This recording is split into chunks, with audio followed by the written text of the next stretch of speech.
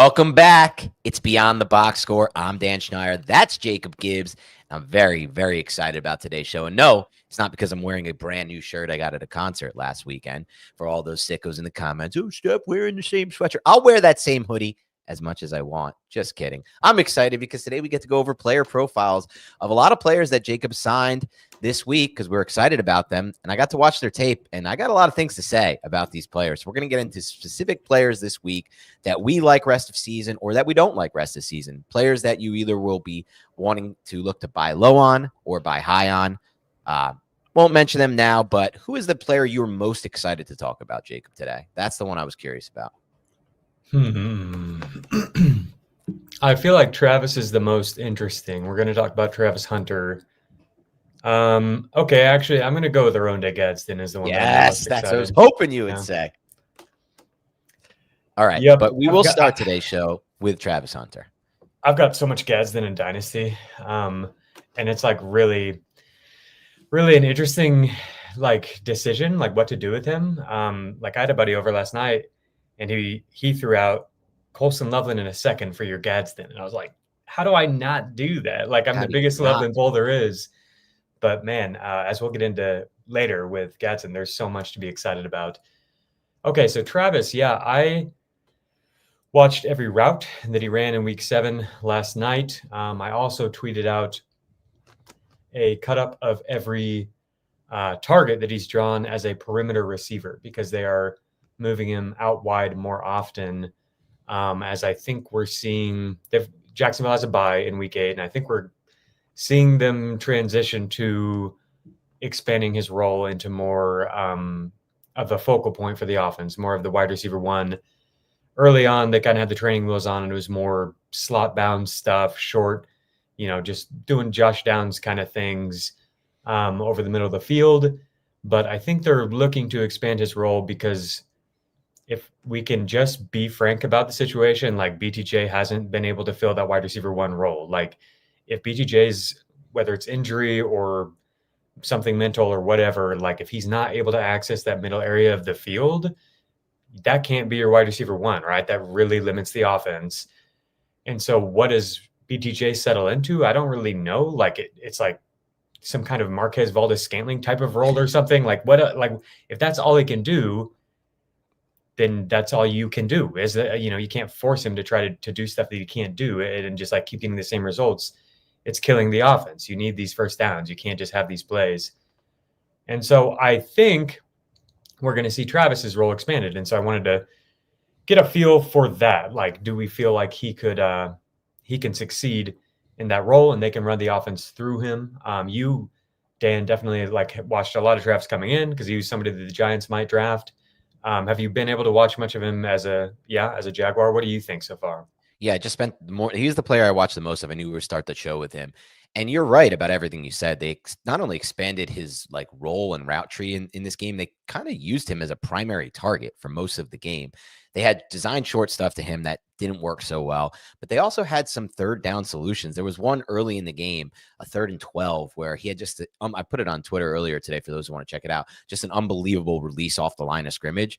It could have been and should have been the play that kind of defines what we saw of him at Colorado, which is the after the catch ability where he was really phenomenal. But Trevor Lawrence missed him on the throw. The issue I have with Hunter moving forward from a fantasy standpoint, Jacob, even from watching the tape where he did look good creating separation and running these routes, is one, is Trevor going to be able to locate him to maximize his yards after the catch? As crazy as it sounds, because I'm not a big fan of Shedeur Sanders, Shedeur Sanders did a good job of getting him the football on time and in front of him to allow him to maximize yards after the catch. Lawrence obviously has a better physical skill set than a player like Shedeur Sanders, but not in that regard. And so that scares me. What also scares me is a lot of what they did in that, at least in the game where his role expanded just this past week against the Rams, it was from playing from a 21 to 28 nothing deficit. And they were in a few of his big receptions were just the Rams playing way off coverage. Travis Hunter just running a vertical route from the seam and just settling down in between the second and third level of the defense and getting the football. These were 2 gains of 16 and 18. And it's just, is that going to happen and present itself every week? Probably not. The Rams were playing against the clock there in a lot of ways. So I have concerns about that. I also have concerns about just, are they going to use him on defense? Because he's really good at corner. He had a couple reps, and I watched his corner tape too. He had a couple reps in this game that were just the textbook phenomenal cornerback play. In some ways, you could argue he was even better corner than receiver in this game to some extent. So I want it to come together for him, Jacob, and I do agree that I trust him more than BTJ rest of the season, which is insane to say. But I just still can't get over watching Trevor Lawrence play football and expecting great things from this passing game. Yeah, so he definitely has a wide range of outcomes. And to illustrate that, I'm going to lean on the research of Dwayne McFarland over at Fantasy Points or Fantasy Life, excuse me. He does this really cool utilization score where he breaks down different scenarios to like provide you a look at like a range of outcomes for a player that's based off of historical comps and like what players who profile similarly have done as their career has progressed. And then like gives you an idea of like where Travis might fit in.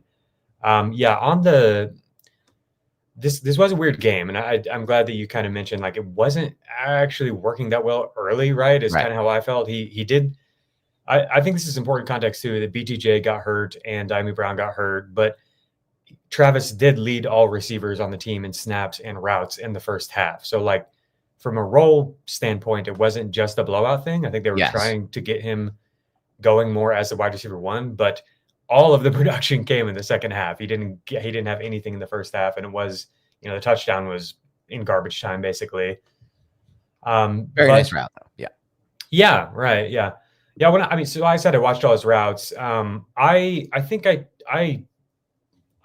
he can do it. Like to me, he looked pretty similar to what we saw on film in college, right? Like he didn't get a lot of man opportunities against the Rams. They play a ton of zone. And I think that that's the area of his game that I would be the most concerned about is right. Like, does he have the acumen to like know where to stop his routes and settle down in zones consistently? Sometimes I feel like he's just running, like his motor's just running so revved up, you know what I mean? Like he's a super emotional guy, so that could just be a bias thing that's coming in when I watch him because he's like always reactive to things. But yeah, like sometimes it feels like he just kind of overruns through zones where he needs to settle down. Maybe that will come with time, but he's just got so much on his plate right now. And so I think that's all relevant. As I pull up Dwayne's research here, I want to throw out a dynasty trade idea. I've got a team that is really competitive. We're in second place, and we've been planning to just sit on Travis all year, but someone just put Justin Jefferson on the block. And so we're toying around with the idea, me and my brother, of like, would you give, because Travis's value is way down on like dynasty trade charts and stuff.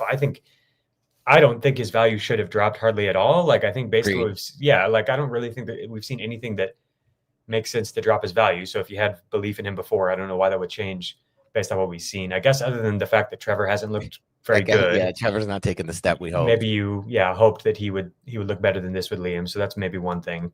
But and also Travis is really good at corner. That's a problem. That's fair. Yeah, we don't that, and that's why I wanted to bring up Dwayne's scenarios here, because like his third scenario is like this playing time increase that we've seen doesn't stick.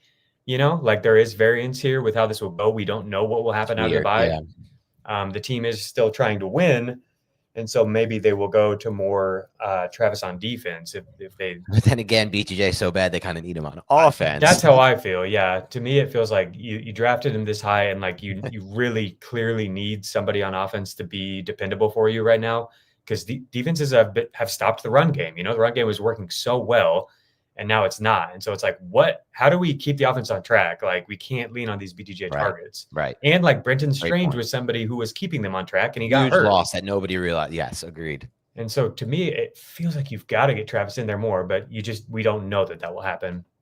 So I don't know. Do you like the KTC says basically it would take like Travis and a first and a second to get Justin Jefferson. And when I heard that, I was like, I just don't want to give up that much for Jefferson. Honestly, I know I love Jefferson. Obviously, what you're getting there, but that could be so much value that you give away. It depends. Yeah. And there are going to be games like we just watched, because we'll go over this later when we break down Addison. Like Vic Fangio literally just game planned to take away Justin Jefferson. And we'll go over it, but that's exactly why Addison had such a big game.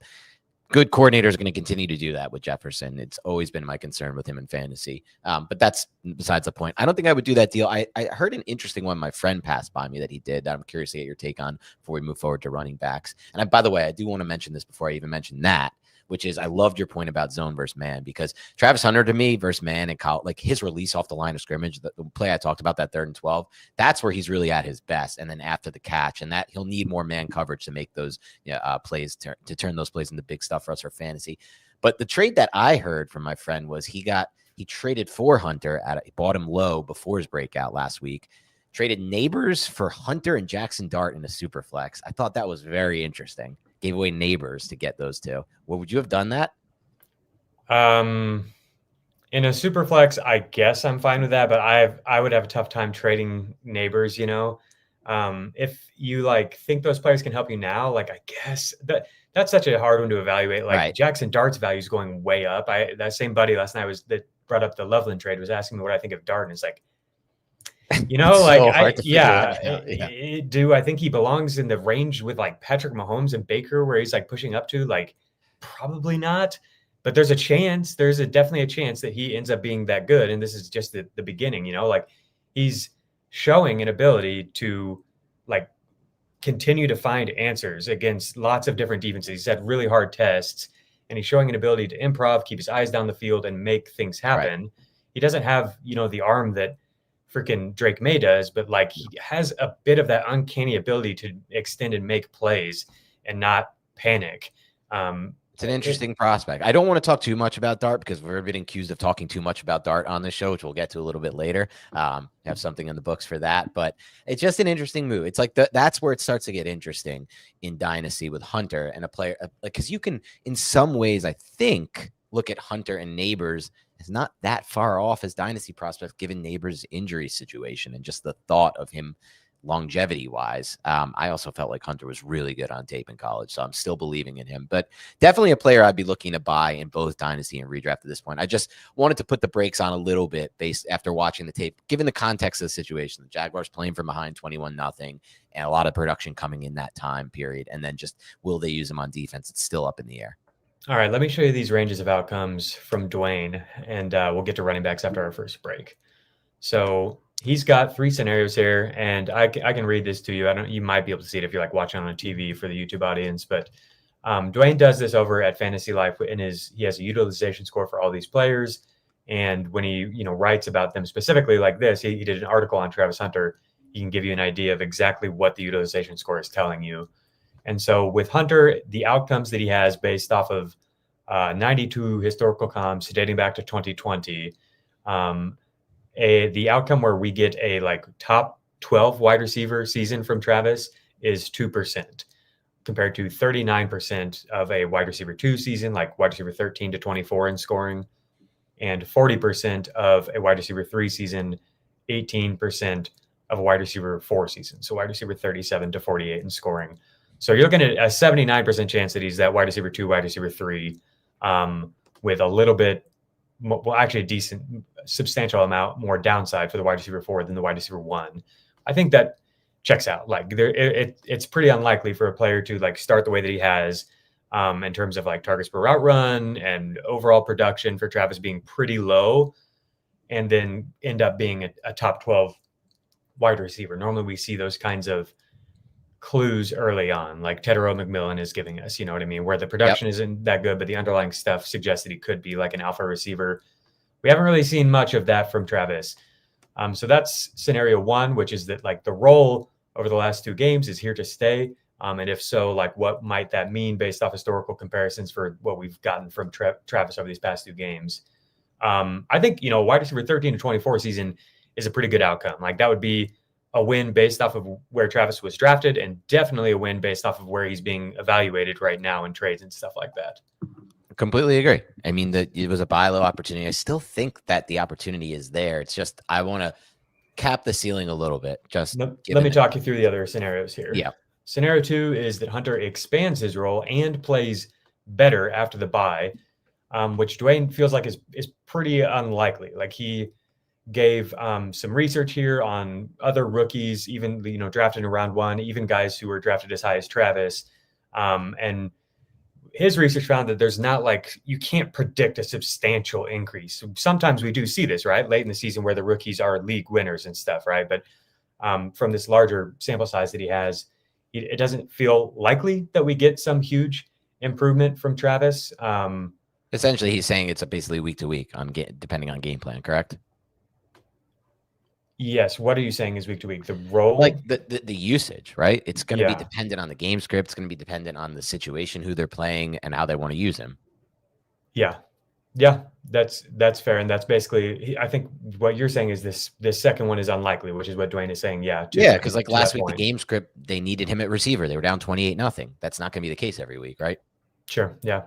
And then the third scenario is that his role does experience volatility based on, playing offense and defense. Mm-hmm. And in this scenario where like what we've seen over the last 2 weeks isn't exactly what we can expect. And so it's more like what we've seen up until this point, all of the weeks, 0% chance of being wide receiver 1 to wide receiver 12, only a 1% chance of even being wide receiver 13 to 24.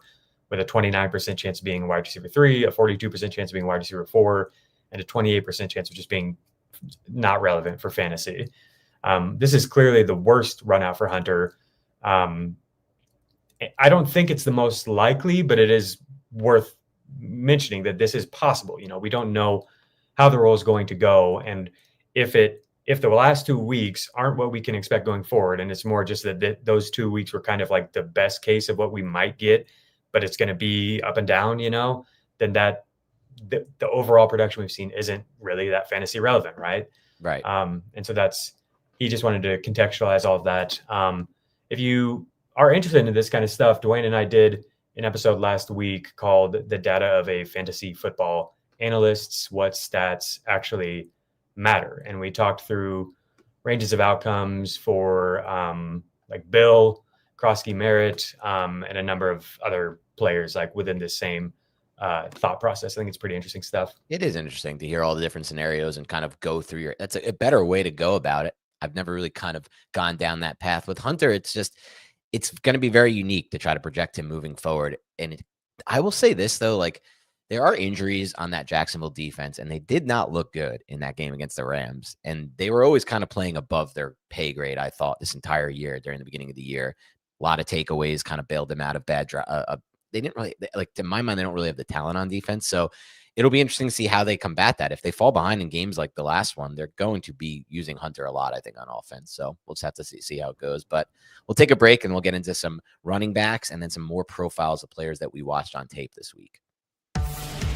When you need your sports news all the time, we've got breaking news to bring to you. CBS Sports HQ gives you a snapshot of all the sports that matter to you. When you need your sports in a snap, find it on CBS Sports HQ, streaming free anywhere you are.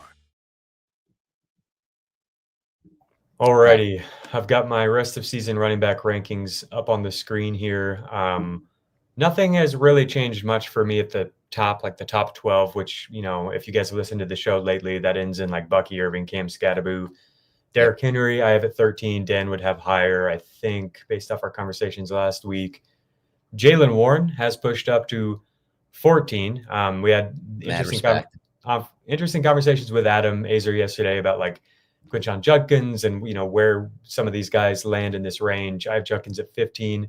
Breece Hall at 16, Ja'Cory Krosky Merritt at 17.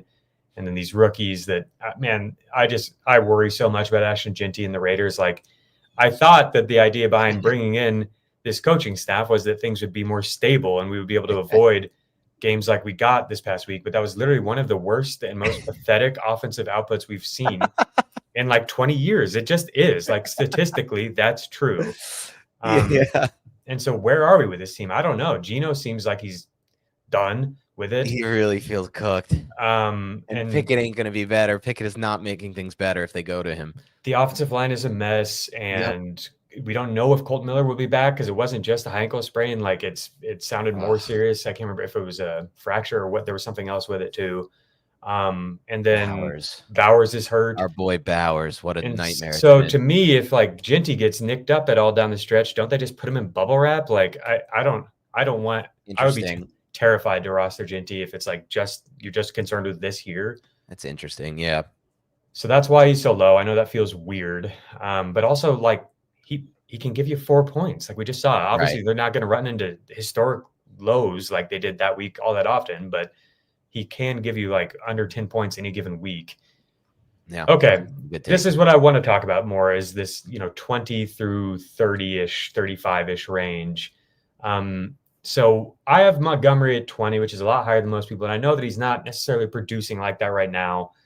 To me, he's like the luxury version of Zach Charbonnet or something like that, where you can plug him in. He might get you a touchdown. So he's an okay player In to a much start better offense. because, his offense could score 30 plus on any given week. And there's this upside that if something happens to Jahmyr Gibbs, God forbid, but if Jahmyr Gibbs were to miss week 14, 15, 16 for any reason, top 5, Montgomery's, top 6. yes, like a top 8 at least fantasy At running minimum. back. So that's where I'm at with him is like he offers upside, I think, beyond any of these guys below him. I've moved Ramondre Stevenson up to running back 21. I've been resistant, I've been not wanting to concede to where we are, but they just seem not interested in playing Travion Henderson. It was like in the first half of this game, the game got away where it was like garbage time at the end. The first half of this game was like a 90% snap rate for Ramondre. It's like you would have thought also like when it did get into garbage time, that would be the time to give Henderson his chance. It's no, very odd. they truly seem like they don't want to play him. It's very strange.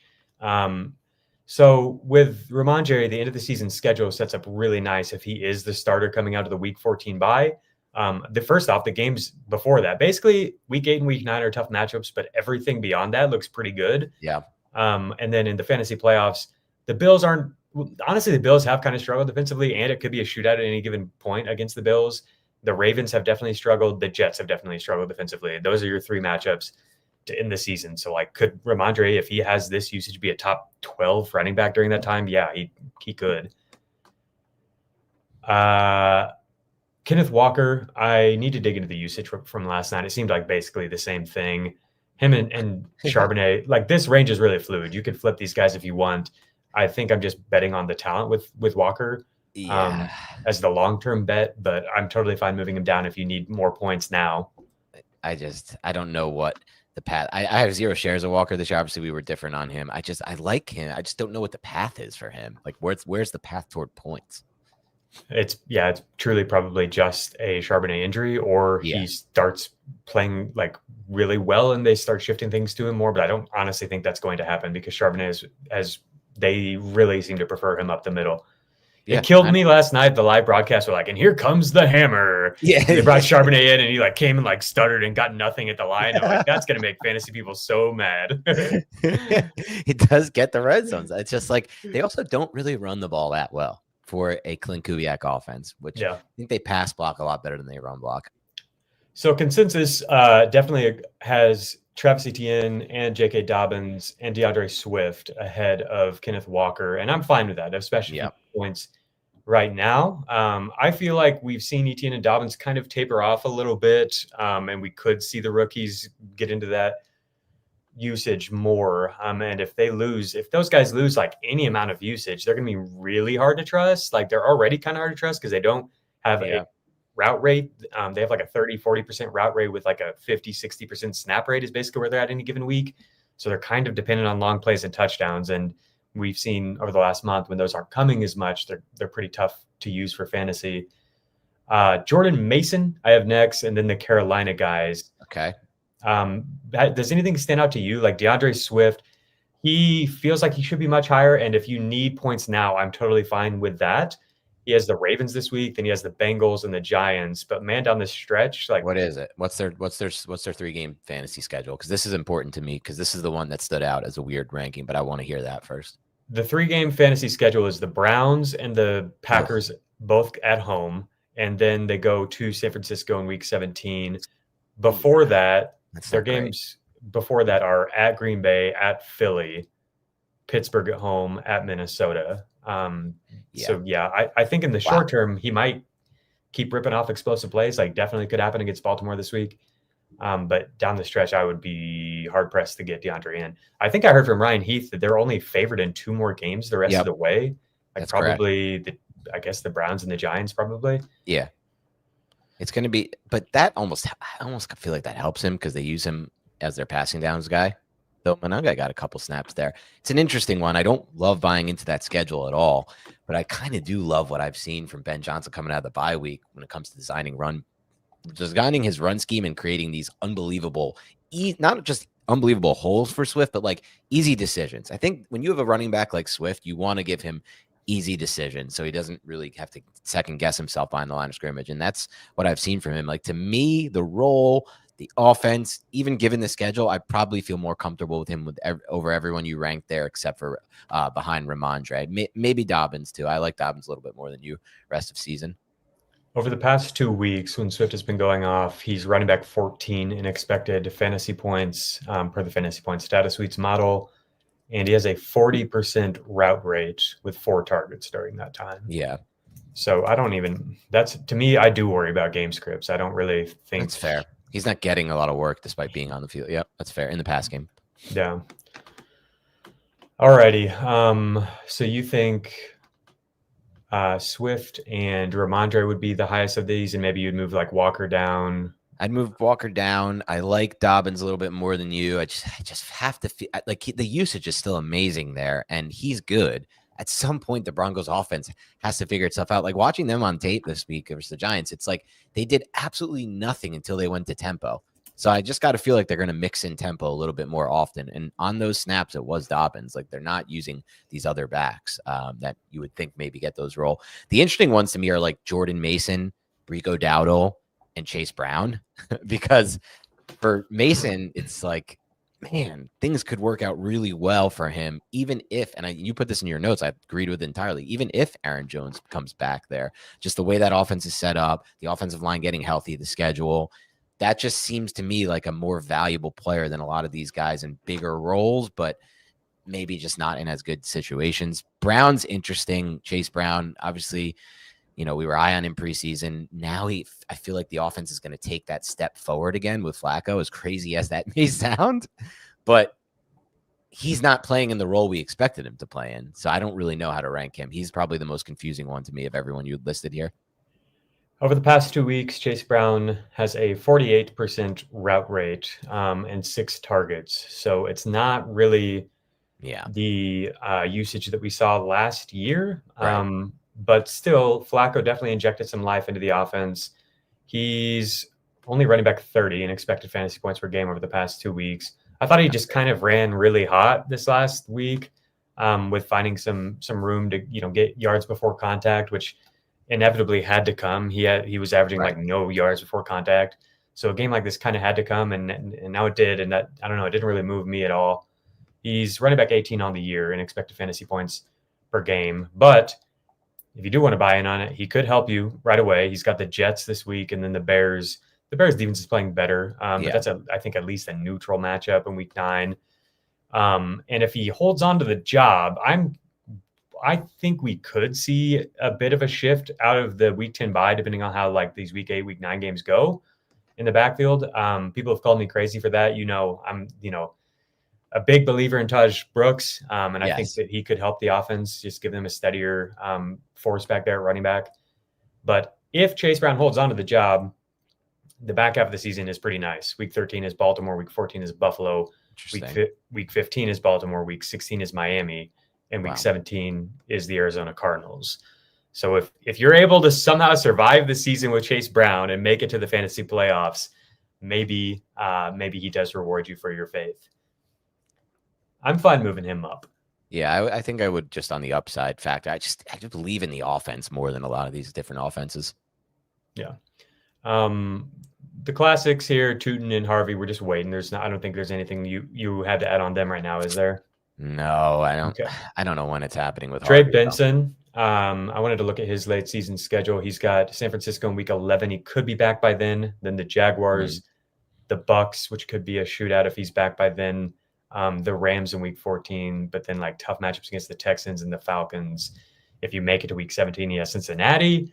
Do you feel like Benson is a decent like upside buy? Like, do you think he could be somebody who gives like even high-end running back 2 kind of upside down the stretch, or do these matchups kind of scare you off? The state of the Cardinals offense, does that scare you off?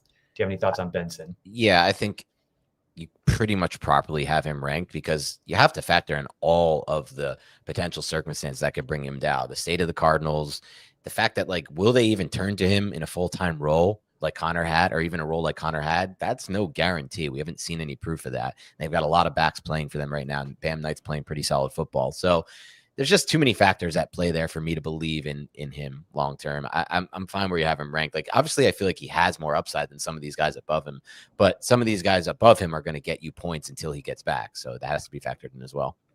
Yeah. All right. So, yeah, I think some guys that you could trade for now. We've already talked about, Dobbins, ETN. They're not playing as well. They would make me a little bit hesitant. Yep.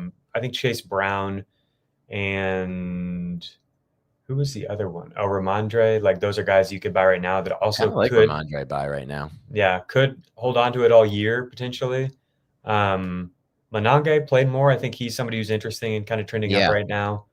And then, like, maybe these two, like Kamara and Vidal. Kamara's interesting with the Kendry Miller injury. Yeah, but it's just so hard. I wouldn't want to go there, really. I know. I don't think I would either. I think, despite the fact that we've mentioned it a million times and it hasn't come true yet, I do kind of like the idea of Tootin. Just having watched the tape of the Jaguars offense, I don't think they're maximizing their run game right now with ETN. And I feel like they ran really hot at the beginning of the year with their run game, creating space and creating these opportunities for ETN. I think Tootin probably is the better runner behind the line of scrimmage for them rest of season, if they're not going to be creating the same kind of yards before contact they did early in the year. I just don't know when they make that switch and if they make that switch. So I'm not like sold on it, but at this point you can get him insanely cheap. Yeah. I think Vidal might be a decent buy low. He held on to the role, and if you if you need to just plug something in right now that may give you some upside, I don't love the matchup against Minnesota, but then he gets the Titans and then he gets Pittsburgh. And Pittsburgh has really struggled, I feel like, to tackle this year. They've struggled with this kind of explosive play back. Right. And I could see him giving you some good weeks there. It's like only if it's really cheap. Yeah. And then it's Kamara, same thing. Like, if it's really cheap and you're in a PPR league, if he holds on to the job, the late season schedule is really nice. Maybe that's just a Devin Neal note. Maybe that's where we're at in this New Orleans evolution. We did like Devin Neal on tape. He was an interesting back. To me, Devin Neal looked the most interesting thing to me about Devin Neal was that I thought that he might be able to get on the field, which hasn't even proven to be true. Nothing stood out to me. You weren't a fan of his tape? He didn't really look like somebody who's going to be able to win at a high level against pros is basically where I was at. I think, fair. His role was really good for him and he did a lot of cool stuff, but a lot of people disagreed with me on that. So we'll see. Yeah. All right. I think that pretty much does it at running back. Do you want to move on to these wide receivers and tight ends? Yeah, let's go to the profile. Let's take a quick break before we do that. We're going to take our second break, but then we will go to the profiles. I do want to just say, having gone over that real quick, like, it is a really ugly state of RB2, RB3 right now in fantasy football. Like, it's kind of hard to imagine going over all those players and not really feeling too confident. Ramondre would be the one that stands out the most to me if you're looking for a buy that could potentially break out, honestly, of that group. Benson obviously has some potential there too, but it's a situation where if you have these backs above those that we have ranked above those, I probably wouldn't be looking to move any of them for receivers right now. I'd be looking to hold on to all of them. That would be my main takeaway from this. But let's take a break and get into these profiles of players that we studied a lot for this week. So I'm excited to talk those players. But quick break before that. Only CBS Sports can bring you big time during the heart of Saturday afternoons. It's big time. It's big time. It's big time. It's big time. On CBS and streaming on Paramount Plus. All right, let's start this thing off with Jordan Addison. That's where we're starting, right? Real quick, I just wanted to bring up Jaxon again. Did you get to watch his game last night? Oh yeah, what an absolute beast of a player! It's insane, man. Yeah, I mean, like this, Houston had no answer. Like Houston tried to go. Houston tried to go zone heavy early on, and then they were like, okay, we've got to switch to man. We've got the guys to do it. Let's just do it. And their DBs just can't, like, nobody can do it. I can man him up. It was funny on the play where Darnold took that crazy fumble sack in the end zone. Jaxon like cooked the press coverage right away. And I was like, why didn't Darnold just throw that up to him on the sideline? And then I was like, the safety probably, I'm sure, has eyes on him. And so we rewatched it. And my friend was like, yeah, like safety's looking right at him. And I was like, I don't think it matters. It does not matter. I've There were seen multiple plays where they had shade I've coverage. seen him make that throw a million Right. times this year. And then literally the next drive, the very first play, he Yeah. made that exact freaking throw. It was like the exact situation. Yeah. It's like, They why looked did he at do it that? on Like, the iPad at the break? They're like, all right, we'll just take it. Like, it doesn't matter where these safeties are playing. It's really insane. He might be one of the best receivers in football right now, if you really think Might about be. it individually. He absolutely is. Fine, the best receiver in football. Like, he's in that mention is what, quite honestly, like, there's the stat that shows that this is a crazy chart. Yeah, so this is doesn't have the most recent week of data. This is from last week, but you just see him like yards per out run and fantasy points per game. Like he's in another galaxy. His yard per out run rate actually dropped down this week. He only averaged 3.62 yards per out run, which is like a league leading number. But yeah, still at 4.33, absolutely insane stuff. I wanted to point out that the past 2 weeks, his target rate is up 46% and 41% target per route run rate, which is just nuts to me because I would have thought, if anything, that as this continues to move along and it becomes so clear that like this is what you have to stop in this offense, Right. that he wouldn't be able to get such ridiculous gaudy target numbers. But even against two, I think, pretty well designed defenses here in Jacksonville and Houston, we see 13 and 14 targets. Like, he's just an unstoppable I'll credit a little bit of that now. to Kubiak, to be honest. The way that he runs his offense makes it really difficult to take away someone like a JSN and still have all your run fits sound. All right, let's talk about Jordan Addison. So on paper, I'm going to give you guys some analytical profiles on these guys, and then we'll get into the film. Yep. On paper, looks like another clear step forward. I've got underlined here. If anybody's watching on YouTube, you can see this. It's his first down per route run rate continues to increase. I think that's a relevant stat for him because his yard per route run rate can fluctuate based off of big plays. He gets a lot of downfield shots and big plays. And so based on the quarterback or just variance with those big plays, I don't know that his yard per route run rate is always going to be the best representation of how he's playing. I think it can just change a lot, but his yard per route run rate, for what it's worth, is steadily increasing. And so is his ability to produce first downs. And so is his ability to draw targets. And so I think all of that is definitely interesting. I will just admit I haven't watched the Minnesota Vikings are in the bottom third of the teams I've watched just because I don't want to watch Carson Wentz football that much. But you did get some eyes on Jordan Addison, right, Dad? I did get a chance to watch all of his routes from last week. And it just starts out so funny, this game, because, and this is not going to happen every week. Like, this is not every defensive coordinator plays football, coaches football like this. Some just run their scheme and run their system. Shout out Shane Bowen in the worst of ways for the Giants. And that's it. But Vic Fangio had a clear plan in this game. It was to take away Justin Jefferson. The literal first 2 targets for Addison. He gets a 34-yard reception where Justin Jefferson draws literally 3 defenders, which just leaves an open hole shot up the right hash for Addison. Really easy throw. And the very next play is just a freebie. It was a 6-yard out. The cornerback was in off coverage and inside leverage. And then there was a safety literally stacked over the cornerback on Justin Jefferson, the opposite side of the field.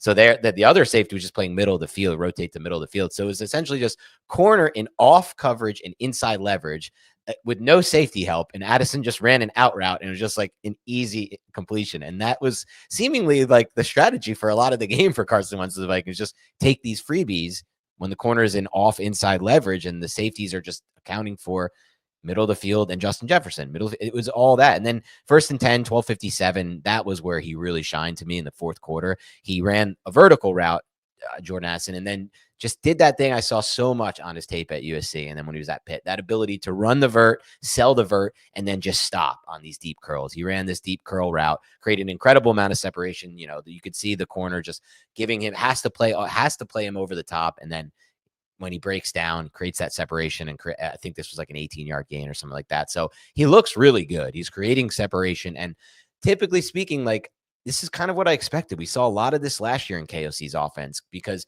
when you're running this type of offense, like a vertical passing attack, one of the few offenses in the NFL that's like a true vertical passing attack, it puts a lot of stress on the safeties and it puts a lot of stress on the defensive coordinators. And no one really wants to leave Justin Jefferson on, like, without safety shade over the top. So I kind of feel like a lot of teams are going to play the Vikings like this, and it's going to lead to these awesome one-on-one situations for Addison, who, by the way, had good rapport with JJ McCarthy in the preseason and during training camp before McCarthy got hurt. And I do think they will turn back to McCarthy, because I'm not a fan of Wentz at all. Yeah, I think that's where we've arrived with Addison is like, this is legitimately maybe the best receiver duo in the league. I feel like Addison doesn't get put in that same range as like T. Higgins or whatever, or maybe even like George Pickens in people's minds right now. But he is a really high level player. I mean, he's a round 1 pick who's produced right away and just like keeps producing. He has at least 15 PPR points in all 3 games this year. I think there will be some ups and downs for sure, like with this offense and with, the role as the secondary piece. But things have swung more and more his way in terms of first read targets and stuff like that, because I think that's KOC adapting to what defenses are doing against them, to Dan's point. So I think a really fantasy-friendly player here, if you were able to get him discounted at all because of the suspension or QB concerns or anything like that, it looks like a pretty clear win to me. And so I wanted to bring that up because he's not somebody who we've talked about much on the program here. I do want to be sure that's kind of the thought behind today's show as I get into him and Alec Pierce and some of these guys that we just haven't really talked about that much. So Addison, I have at wide receiver 25 rest of season. Travis Hunter, I have behind him. Brian Thomas Jr. and AJ Brown, I have behind him. And DeVonta Smith, who we're about to talk about, I have behind him. Directly ahead of him, I have Deebo Samuel, who is dropping. I would be fine with Addison ahead of him. Keenan Allen, Michael Pittman Jr., Chris Olave ahead of him. Do you have any thoughts on that placement, Dan? Yeah, definitely Olave ahead of him. I think one of your best wins of this season. He is such a fun watch, even with Spencer Rattler and the developing rapport. I'm just trying to think if there's anyone you have behind him that I would put ahead of him. Wow, AJ Brown. That's crazy to some extent, but not really, because like you watch the Eagles offense. Worthy down there. It's intriguing, but I'm a little worried, and we'll get into that. No, I think that's a pretty fair ranking for Addison. Expert consensus rankings have him at wide receiver Lower, 30, wide receiver 33. So this is a decent bit ahead of consensus, but I think it's warranted. So some players that they have clearly ahead of Addison are Xavier Worthy, Stephon Diggs, DK Metcalf, Quentin Johnston. Do you have any thoughts on any of those guys as we move forward? I mean, I think I put Addison above those guys. I just feel like this is a vertically attacking offense that's going to stress these matchups on the outside, and Addison's going to have tons of one-on-ones. It's a good situation. The upcoming schedule, he's got the Chargers and then the Lions and then the Ravens and then the Bears and then the Packers. And it's like any of those games could be shootouts, don't you think? Like any of those games, they could find themselves behind and throw 40 times and Addison could have a big game. Right. I don't necessarily love like a super zone heavy matchup against, the Packers and stuff like that. And some of these defenses are playing well. But to me, it's like, man, any of these games could shoot out. And after that, Seattle, nasty defense for sure. That's probably the worst spot that we've seen, but another one that could turn into a shootout. Washington, depending on what's going on with them. Dallas could be a shootout. Just looking at it rest of season, like I feel like this sets up really well for Addison. Yeah, I mean, it's the one concern is just the quarterback play. At least for me, that's the only concern. I think he's a very good player, Addison, and he's in such a good situation.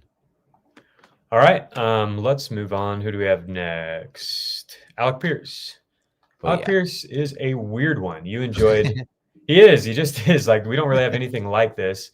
I've enjoyed when people have talked about this Colts offense. Like, one way I've heard it articulated is like it's a basketball lineup where they've got all these guys who play different specific roles, whether that's like Josh Downs as point guard or whatever. And then you've got like Alec Pierce is more of kind of the power forward here.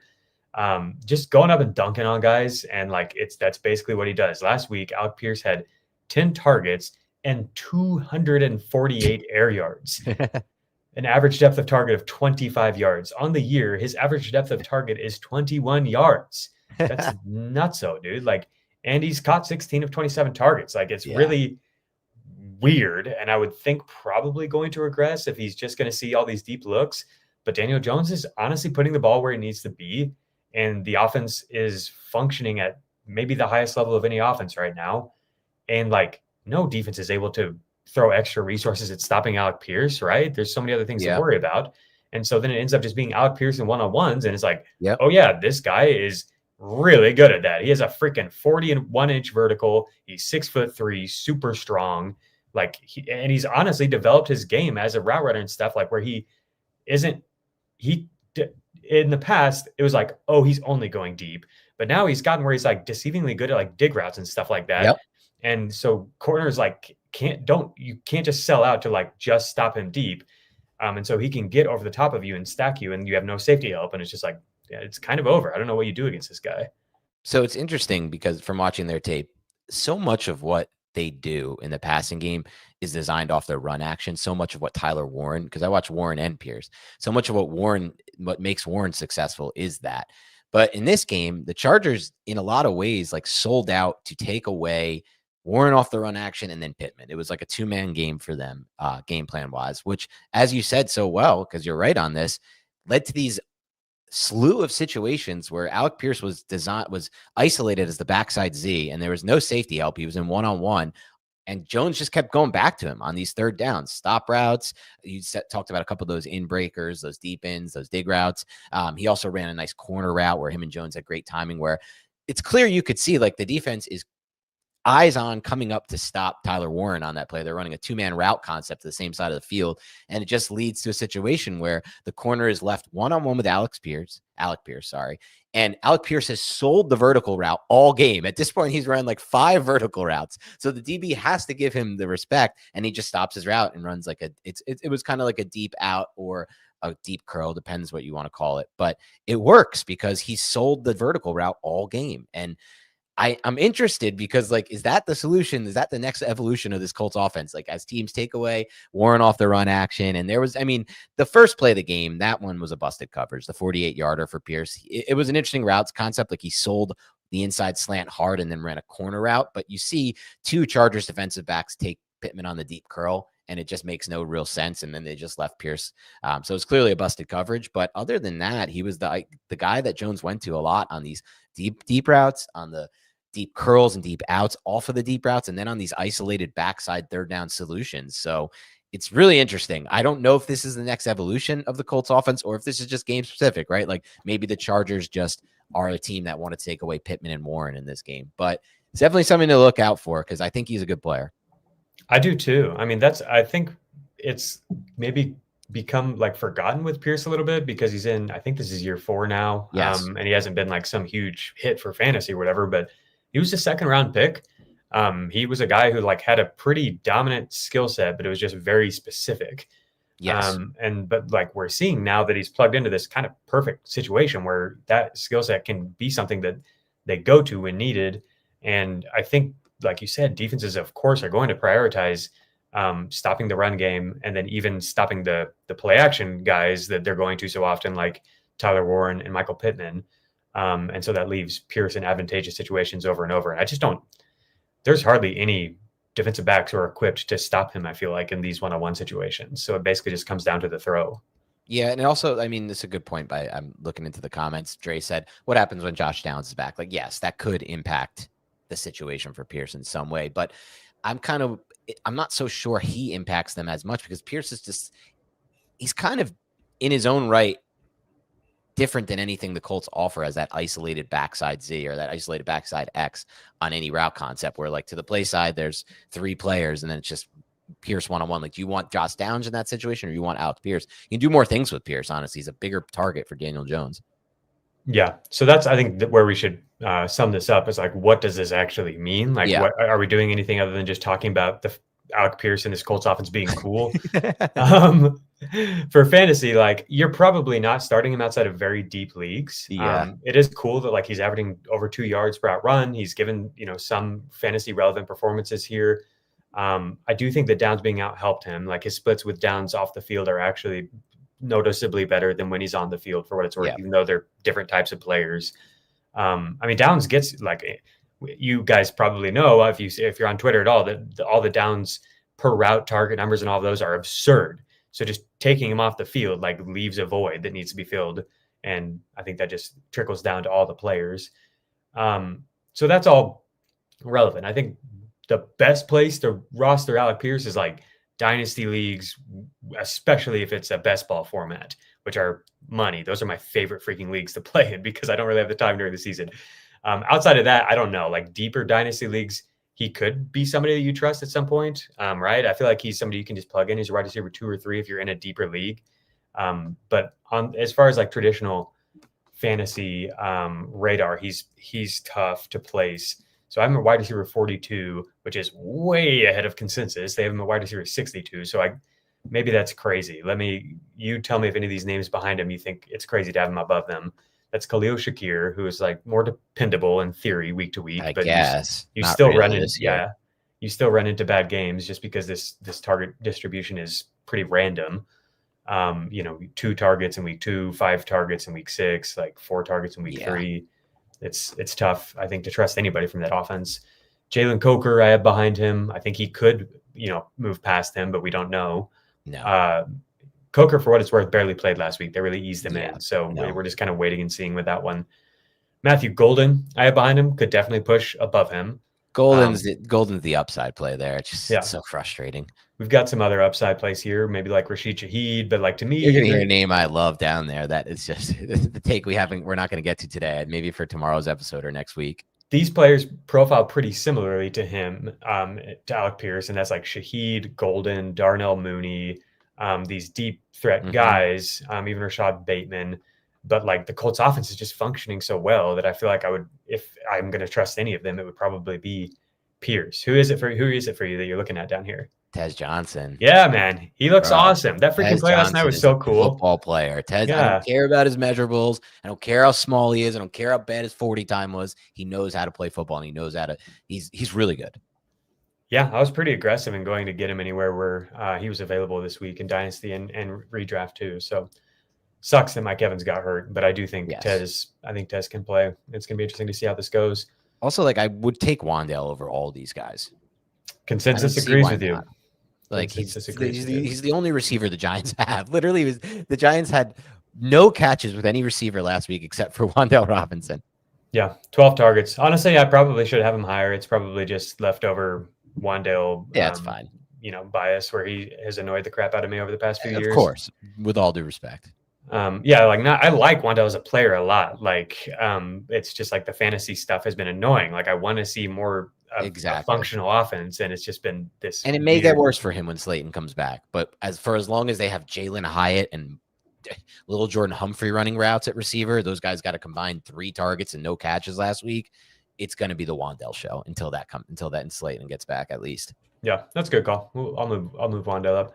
But yeah, this is where I'm at with Alec Pierce. Like Romeo Doubs is a similar player, I think, but Doubs is getting more targets right now. Sure. Jawan Jennings, don't really know what to do with him, but last week was sort of encouraging. Saw more first 3 targets, seemed to be maybe feeling a little bit better with his health. That's a tough one. DJ Moore, Jameson Williams, Trey Tucker, those are the players I have above Alec Pierce. Okay.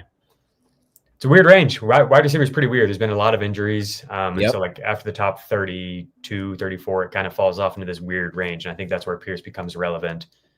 Even if it does feel tough to trust the high average depth of target. Yeah, it makes him an interesting play because week to week, it's so hard to predict this year what's going on at wide receiver that he could easily be a flex play for you. And he, in some ways, despite being boom or bust, that's not to say a lot of these options aren't boom or bust. Yeah, let's get into Rashee Rice real quick. I just wanted to, we've talked about him a ton. I think you guys know where we're at on Rice, but I just thought this was a fun comparison from Jacob Sanderson. Okay. Rashee Rice is as close as it gets to prime Michael Thomas in fantasy. Ooh. Just feel like you start with 15 points and see where it goes from there. And that's basically true. Like here you can see his 10 most recent games. The lowest output was 12 points in that Christmas Day loss to the Raiders. That was just like awful all around for the Chiefs. They completely lost in that game. Other than that, the lowest is 14.4 points. Double digit in every single game, and a lot of these pushing up into 25, 30 points. We saw right away that he, I think with the Chiefs offense more functional than it's been in a long time, has the upside because of touchdowns to get up into that higher range. Lots of red zone involvement in this game was a clear emphasis to get him the ball. So 20 PPR points is his average over his past 10 healthy games. That's really good. Of course, there's not very many receivers who get you to that number. And then this isn't a Rashee Rice. No, this is just fun for me. Longest current streak of double-digit PPR outputs at wide receiver. Amon-Ra St. Brown at 5. Emeka Egbuka was here, but then I don't think he got that last night.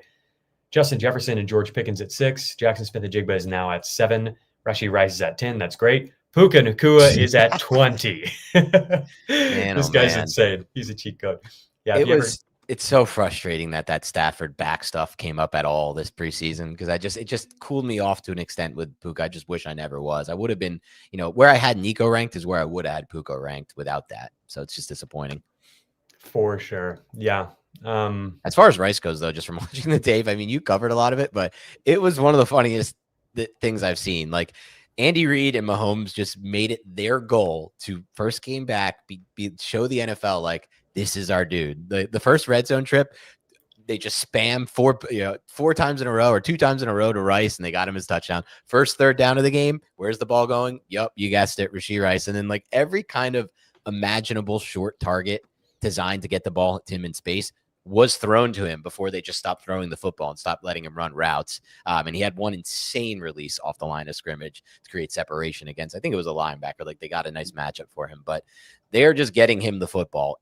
And if this red zone thing continues, like, that's when it gets, like, because last year he did a lot of it just by being kind of the power forward, short target, and middle of the field between the 20s accruer. But if they can get him going in the red zone like they did that game, he could be like the best. Like, with Puka out, he could challenge to be one of the best receivers in fantasy.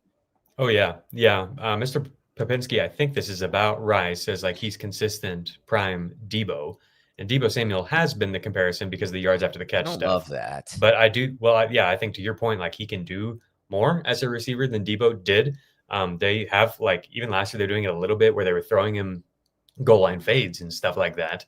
I think that he has the ability to expand his game and be not at the level Puka is at, but, like, somewhere in between those two guys. In his rookie year, he won on those, like, out and ups and those double moves on the vertical plane too. Like, he can win there too. He used to be that player at like, I would not discount him at all from winning in that regard. Like, first of all, I would love to see the numbers on this if you have them, Jacob, on a fantasy points per route run basis. Was this the most points ever scored per route run? What do you run 17 routes in this game? Yeah, I doubt it. Because there are players who get, like, deep touchdowns. Yeah, he's going to run 2 routes. Yeah. But maybe within, like, a minimum qualifier of 10 or 15 routes or whatever. All right, let's get to Zay Flowers, unless you had anything else on Rice. No, that's up for Rice. All righty. So Zay Flowers, even on a Baltimore offense that has been struggling, he has a career best yard per run rate so far.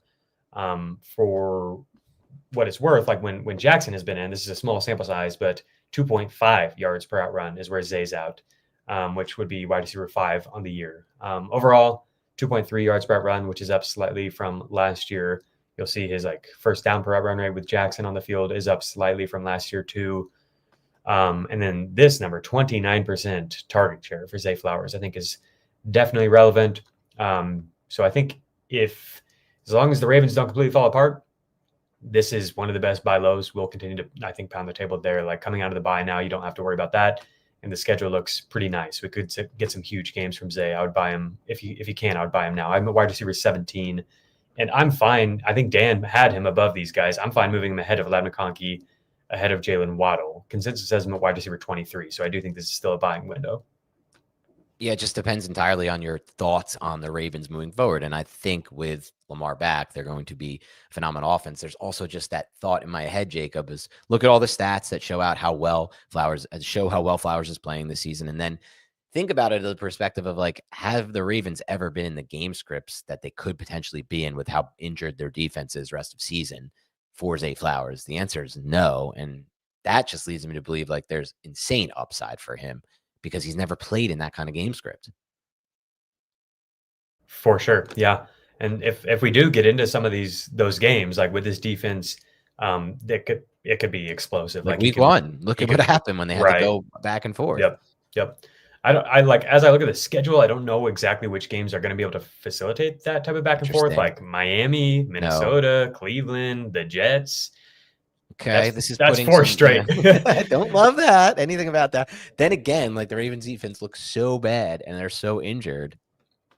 Some of these might change it. Like, Miami might be able to do it somehow in Miami. Sure. In a good environment, right? Like, the Cincinnati Bengals might be able to do it. They have twice Bengals, New England, Green Bay. But yeah, it's not the greatest schedule moving forward. I'll give you that. The end of the season could be freaking awesome, though. If we get like Bengals week 15 and then a Yes. Drake May shootout, and then the Packers Green game Bay, I turns don't into a know. shootout.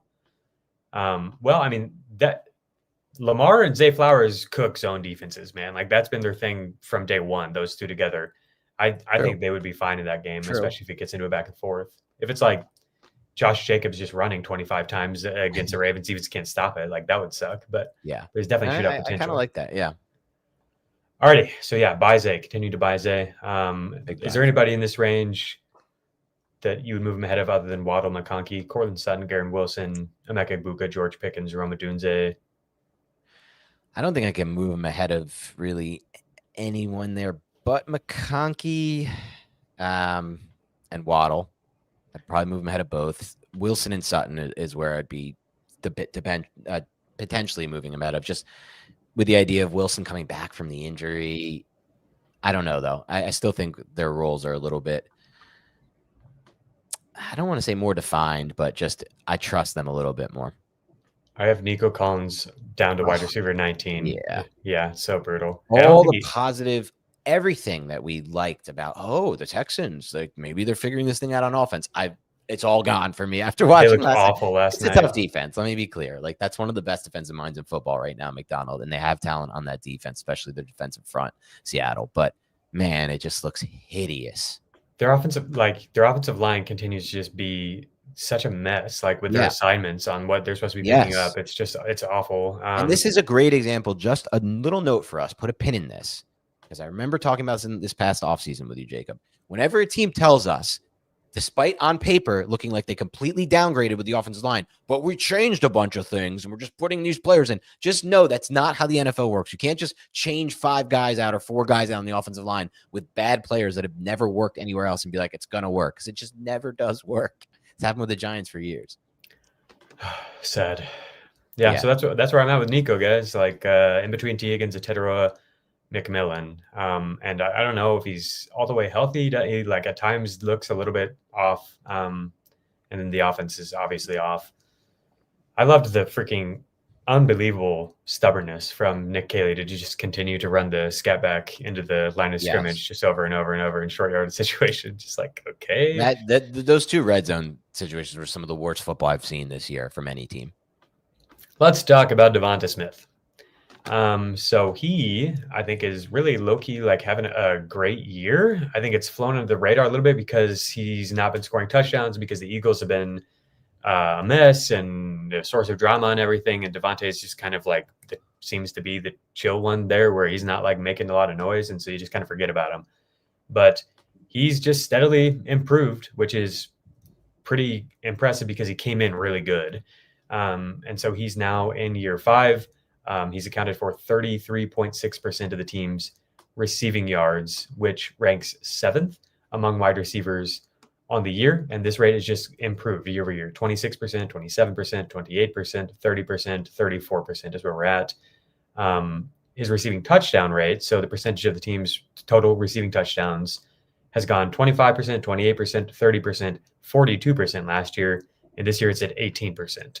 So to me, that's like a clear positive regression candidate, and somebody you could probably buy for cheaper than you should be able to, based on the talent and the fact that we've seen lately that this offense can hit on some of these deep shots, can produce a little bit more in the passing game than we got early on. I have him at wide receiver 26, just behind Jordan Addison. Consensus has him at wide receiver 32, so I do think you can buy him. Last thing I'll add on DeVonta is the first 3 target shares for the Eagles to receivers. His playoffs and regular season games, only including games that both wide receivers played in 2023, 39% to A.J. Brown. That's a massive, that's like league high type of a number. 26% to DeVonta Smith. That's good. 39% again in 2024 to A.J. Brown. 30% to DeVonta Smith. That's really good. This year, we see A.J. Brown's 39% come down to 33%. DeVonta Smith is up at what would be a career high, 31%. So I do think it's just like we're continuing to see him elevate his game. And if anything weird happens with AJ Brown, like DeVonta has the talent to be a top 12 receiver for sure, like in real life easily, but even for fantasy too, even with the ups and downs of this offense, if AJ Brown weren't part of the equation or whatever. or if he just like overtakes him as the top target, he could push into that top 20 type of range for fantasy. So where's your head at with it with DeVonta Smith? Yeah, I got a chance to just watch his tape against the Vikings. I would even argue to me, at least just from watching tape of everyone I watched this week that we're talking about on the show, he was by far the best on tape. I think he's real life one of the best players in football. It's just a situation of, is he going to get the volume that we want for fantasy? And I will say this, and it checks out with those numbers you just brought up about his target shares. He was the primary on a lot of their quick game. And if you know from watching a lot of Eagles offense, they run a lot of quick game in their passing game. It's over the top shots and it's quick game. And that's kind of a new thing. That was a lot of the time A.J. Brown in this offense as the primary and quick game. And now it's turning into DeVonta Smith. I don't know what that is. Maybe it's something going on with Brown and Jalen Hurts. Maybe it's just the way the coverage is shifted in that game that I watched against the Vikings. But, man, that's an interesting note, because if he becomes a primary in quick game and he gets a lot of those extra receptions, it's just really good for his fantasy value. But he wins the way we expect him to win. The vertical route he ran was just sickening. Like, it was so good. He looked so fast running that double move. The DB had absolutely no chance, neither did the safety. I will note, because I have it in my notes, he was wide open on 2 deep overs that were busted coverages late in the game. That added like another 5 points to his total. Just a note, but it was a big game regardless, even if you take those plays away. So I'm definitely excited. I'm with you. I'm excited. I remember like one of our early shows, Jacob, we listed him as a potential breakout. We went over all the reasons why, and then we were just kind of like, it's so hard to buy into this breakout based on the team context. But again, if he's getting more of those targets in quick game, which the Eagles love to run because they have to, he becomes a player that I think I can count on a little bit more. So I'm not fully sold yet. We can count on him week to week, but I like the idea of buying on him. And I would have him ranked considerably higher, I think, than consensus, obviously, and then even where you had him. Interesting. Let's talk through that. And then also I want to give you a dynasty trade that immediately backfired, but still feel all right because I got Rashee Rice out of it. And so this is a team where we're like definitely competing this year. Like, we think we have the best team for sure. And we just want to like get us there. We traded DeVonta Smith and our first for Rashee Rice and Mike Evans. And then immediately Mike Evans shoulder breaks, collarbone.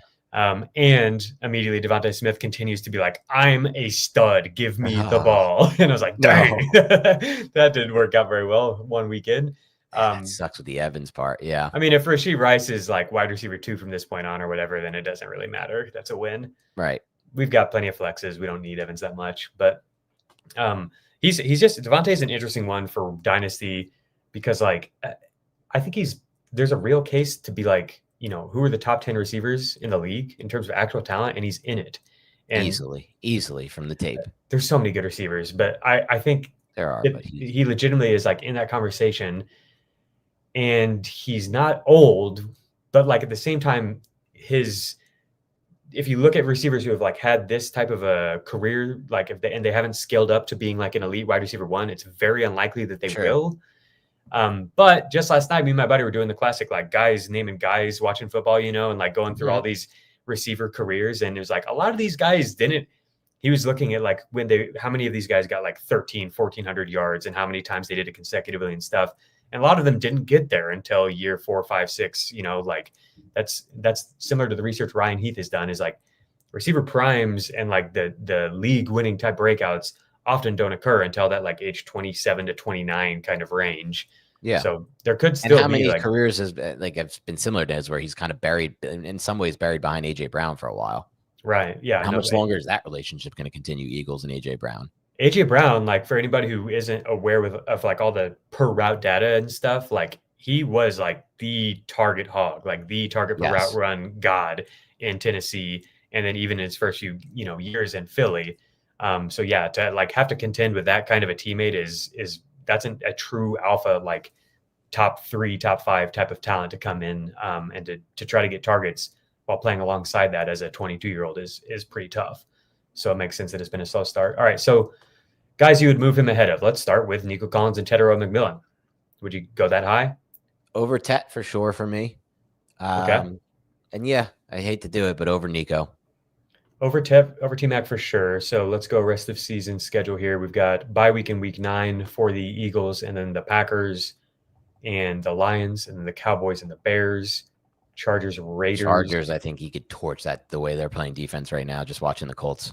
Commanders, and Bills to Ooh, that close looks things so out. good. That whole schedule looks so freaking good. Vegas, the Commanders. That is one of the best I've seen. Okay. Tedero McMillan doesn't get his bye until week 14. Between now and then, he faces a ton of really zone-heavy defenses, which has been a concern that a few analysts have brought up, like Rich Rebar, I think, was one of them, where it's like he's so much better against man, but he faces all these like too high, zone coverage defenses that I think he's going to struggle. Like we kind of like this was a better matchup in theory because there was a lot of man, but it was against Sauce Gardner.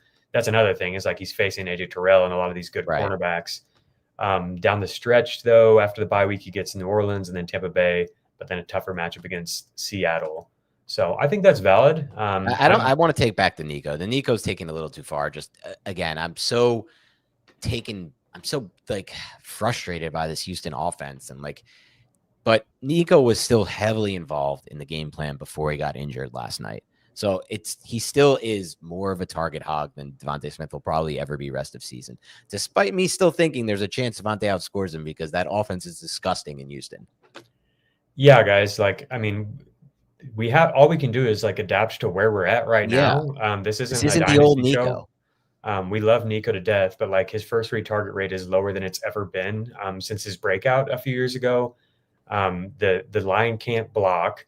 And it's just a real problem. Like, I mean, that the defense played their asses off last night. Like they did everything they could, and still the offense couldn't score more than like 6 points. Like it's obviously a million opportunities. I think they scored a late touchdown, but like in garbage time. But yeah, it's obviously a difficult matchup. But it's like this offense does feel profoundly broken, and I don't really know if there's anything that he can do about it. I mean, look at his game log this year. That's the point. Like they tried to do something about it. They changed their offense and now it's back to this because there's only so much you can do. You can't, it ultimately does come down to the players and they don't have the offensive line to scheme up a run game. They don't have the running backs to run behind it. So that they're in these like constant situations where they're just dropping back helpless when everyone knows they're going to pass the football.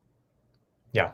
27 yards, 52 yards, 52 yards, 25 yards. Like, how can I feel confident about it? It's crazy. Like people in the comments, like it's crazy to not have Nico that high. But like, I get it. He is Nico Collins, but this situation sucks like really badly.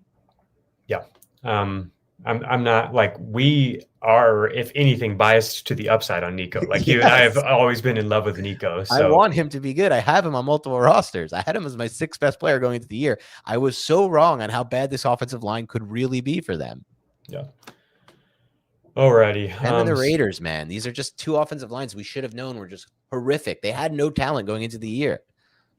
Anybody from this group right here that you would not move DeVonta ahead of? So you'd move him above Tedero McMillan. What about Olave, Michael Pittman, Keenan Allen, Deebo Samuel, and Jordan Addison? Gets interesting with some of those. Olave, I'm with you on. We really like Olave. I just have this feeling that DeVonta Smith is turning into a different player for a fantasy standpoint based on at least the game I watched. And I don't want to use a 1-game sample size to make that declaration, but the way they use him in quick game, it just has me excited about him because he's always going to have that big play potential. But if they also get him involved in some of these deep overs and the quick game, he becomes more of a complete fantasy receiver. And it's a little bit maybe pie in the sky, but I do have some hope for the Eagles pass game now that Landon Dickerson is back. Their offense line just looks so different with him in there. Yeah, that's true. That's a huge note that they played better last night. I thought there were still, or not last night, but in their week 7 game. But I thought there were still some plays where I thought Jalen Hurts actually had a pretty good game. Like he had to create on his own a lot in that game. Yeah, it's a career high slot rate is where we're at with DeVonta Smith. And so I think that more of the quick game stuff is going to continue to be funneled his way. I think that's basically where we're at with DeVonta. All right, let's talk about some tight ends then, and we'll get out of here. You didn't have anything else on these receivers you wanted to add, right? You had so basically DeVonta would push up into like wide receiver 21, 22, somewhere in that range. Same range as Chris Olave. Yeah. Yes. I'm so excited to talk about one of these players that we're about to talk about. Let's just get into it then. It's Gadsden, right? Yeah, I don't understand what I just watching the Gadsden tape from weeks. Like he looked like one of the best players in football. It's an insane hyperbolic statement to make, but like I don't know how else to describe it. I want you to discuss the stats, and I'll get into some of the stuff they did with him on tape. Well, yeah, I mean it's really easy to be excited about Gadsden. He was somebody who I was really high on, like when I watched him this spring, but I didn't know if he would be able to get on the field as a pro, like to be able to block, because he only weighs 235 pounds. And so he was a wide receiver who transitioned to tight end. And when you watch his film, it's like, okay, he is really smooth as a route runner, and he's really like, he's just huge. So he like wins at the catch point easily, like, and often. There's just like, he gets to a point where other defenders can't get to, just rises above them. And then he's also like really good with the ball in his hands, and he has a good feel for zone. Like, I think because he played receiver, and like his dad was a NFL player, like played for the undefeated Miami Dolphins, his dad. And so like, he just looks like a big, awesome athlete who's been around football his whole life and is a route winner, and is smooth. Like, it's not just that he's big and fast. Like, he actually moves really pretty smoothly. We can't show film on here, but like the best play he had this past week where he does that out. Crazy. It's like, wow, like to be able to, he was held too. Sink your hips like that and move with explosiveness at this size is like really unique. And so I didn't know if he was drafted around 5, and so like, can you project a round 5 pick to make a meaningful impact in year 1? No, like the only comp that I really have for him as a like player in a career arc is round 5 is Darren Waller. Like, that was the only thing I had, like size, speed comp, wide receiver to tight end, undersized tight end. Took him a long time. He actually made that transition as a pro. He was originally wide receiver and then transitioned to tight end. Took him a long time where it was like, I'm watching him in the preseason. True. I'm like, okay, I think he's getting there. I think he can maybe be a full-time player. And then he eventually did. This guy's doing it in year 1. Mm-hmm. And so it's like, okay. He's already able to be on the field like all of the time.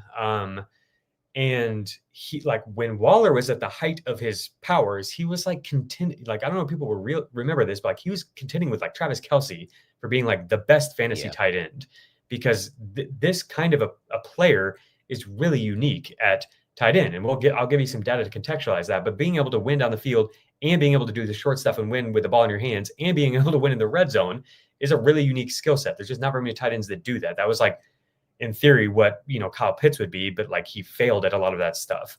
And so like, just in a like vacuum removed from any of the like context of where he landed, the player profile is extremely exciting from an upside standpoint. To see him already getting on the field and producing 150 freaking yards is like out of this world exciting.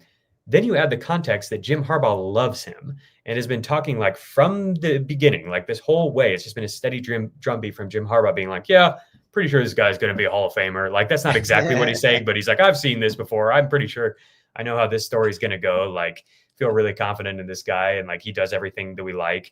And he's with Greg Roman, who made Mark Andrews. Like, Mark Andrews obviously is an insane talent, but like Greg Roman really emphasizes the middle area of the field and tight ends.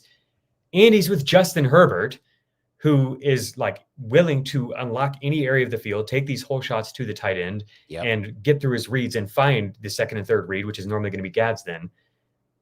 Like, my buddy brought up, Loveland in a second for him. And like, my head right away was just like, yes, of course you turn a round 5 pick into a top 10 pick.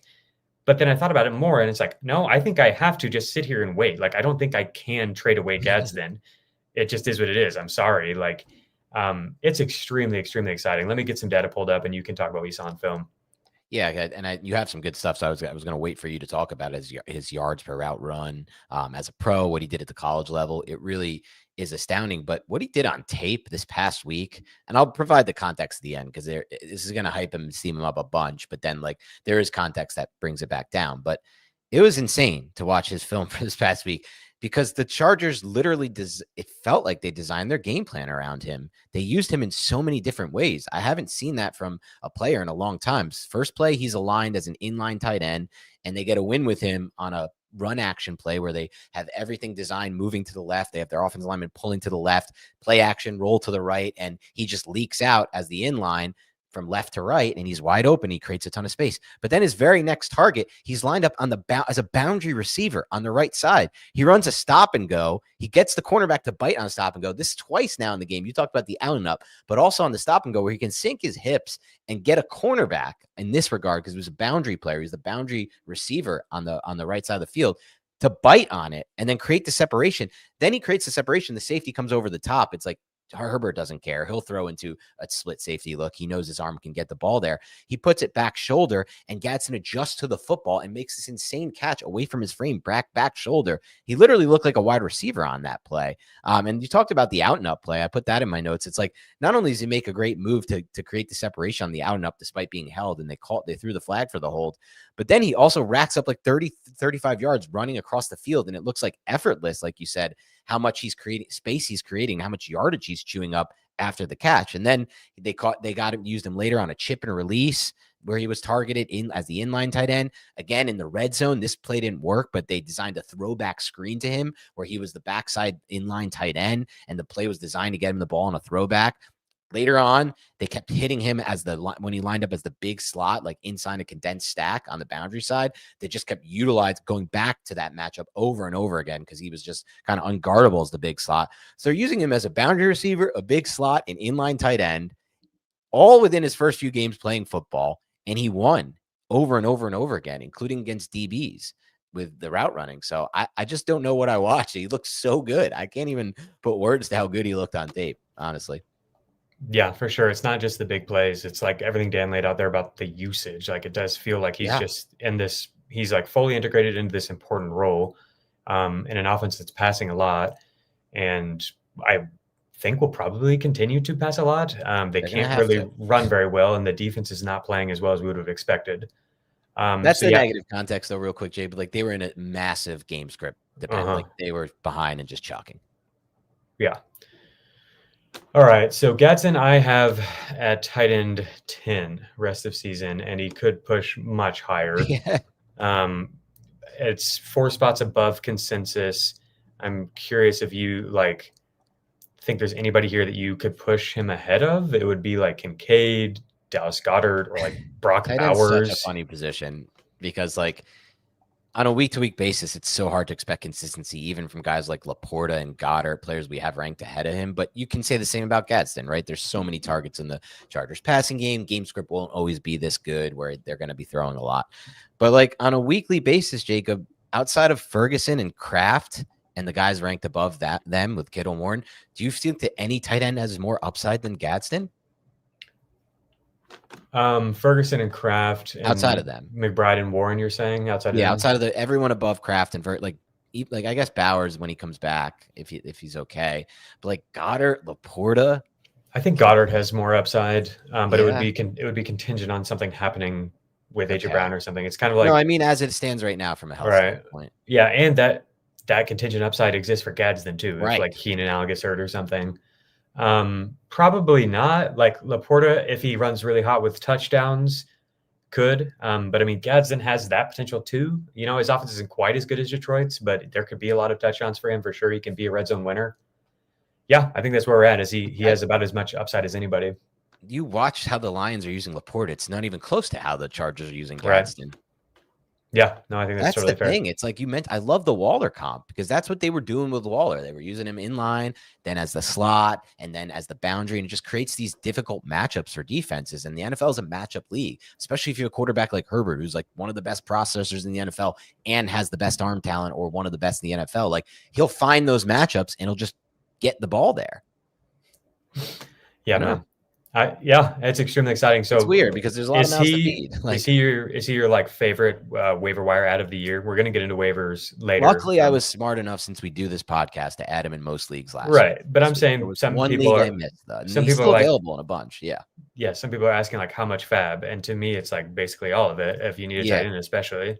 So remember, this was a few years ago. It's not going to be the same situation because obviously there was a 2 target share there, and there's a lot more players to feed here. And he's not as good a player as the player I'm about to mention. But when we first did Beyond the Box Score 2 or 3 years ago, it was when you called out Puka. And I give you massive credit for that, Jacob. To this day, it was one of the best calls. And I remember you specifically saying, because everyone's like, how much free agent budget should we use on him? And most people didn't want to use much, 25, 30%. They weren't expecting him to ever be what he was. And you're like, I'm just breaking the bank on this player because when is the next time we're going to find a free agent with this kind of talent and upside as Gadsden and Puka in that case? I don't know if we get this again this year. And yeah, maybe the role won't be there like it was for Puka, but it's still just a talent. And no one's doing 7 for 164. that we find on free agency, probably for the rest of the season, right? Like, No, that doesn't happen This at tight kind end. of just use your budget up on this guy. And if it doesn't work, it's still not a bad process because you're not going to have, like, you're not going to need the budget unless a major unexpected running back injury like Jacobs goes down and Emmanuel Wilson is available. Okay, well then, yeah, I wish I had budget for that. But that's banking on injuries.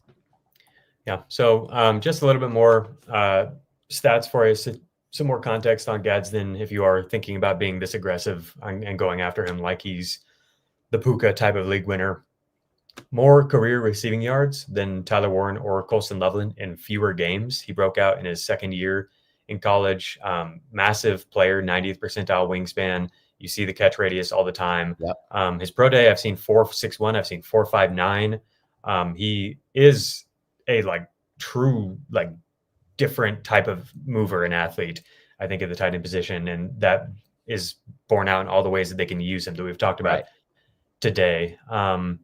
This is what scared me, is he did not spend much time as an inline tight end, only 44%, even when he made the transition to tight end later in his career there. He did have 2 breakouts. So he had the year 2 breakout at wide receiver, and then he transitioned to tight end and continued to play really well, had a breakout there. And I think it was the 4th year there. And then we see here right away, he's averaging 2.2 yards per route run. Of course, getting 160 yards this past week inflates that. But even first downs per route run, only Sam Laporta, Tucker Kraft, and Tyler Warren are ahead of him among qualified tight ends. So it's been more than just this game. When given any opportunity, he's been really good this year.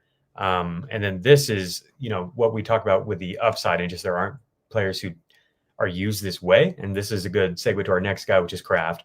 So I talk about Kraft. He has by far the highest yard per target average on throws coming 10 or more yards down the field.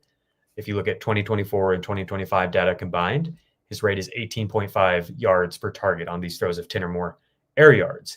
And so that's really exciting for Kraft because he's, obviously a yards after the catch monster. We've done the historical comparisons there. And it's basically just George Kittle is better at getting yards after the catch than Kraft out of the last 15 years at tight end.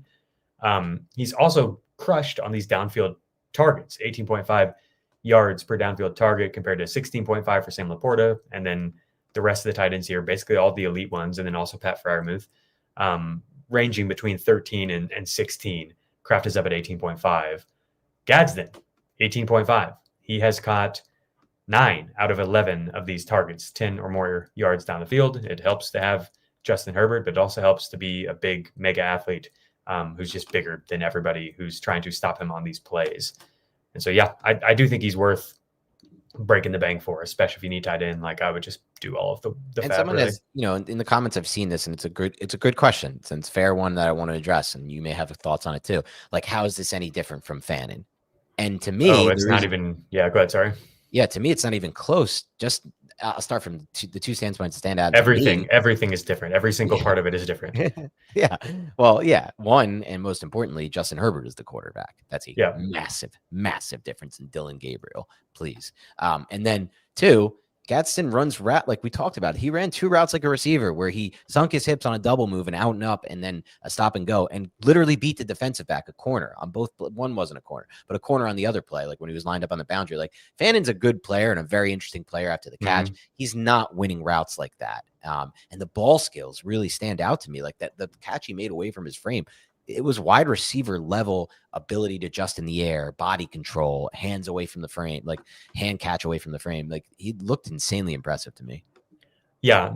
We've talked about Fannin a lot, and it's been get him if he's available. It's never been in this go be super aggressive and get Fannin, because he plays for the Browns. But the reasons we like Fannin is he could get a lot of targets. There's, he could potentially, especially if Njoku is out, he could be basically the target funnel on the team, the best one.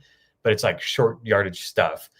So it's he can catch and run and maybe give you a lot of 10, 12, 14-point games, potentially more if he gets hot on running into touchdowns and stuff like that, big plays. But Gadsden, it's such an easy recipe for him to give you big games because he has the big playability and because he's attached to Justin Herbert in a much, much better offense. So that's why we're just be way more aggressive here. Also, any of this efficiency stuff that we've looked at, first downs per route run, any of the per route production, he blows Fannin out of the water. And that, again, comes back to the fact that Fannin plays for the Browns and this guy plays with Justin Herbert, plus the skill set of being able to win down the field.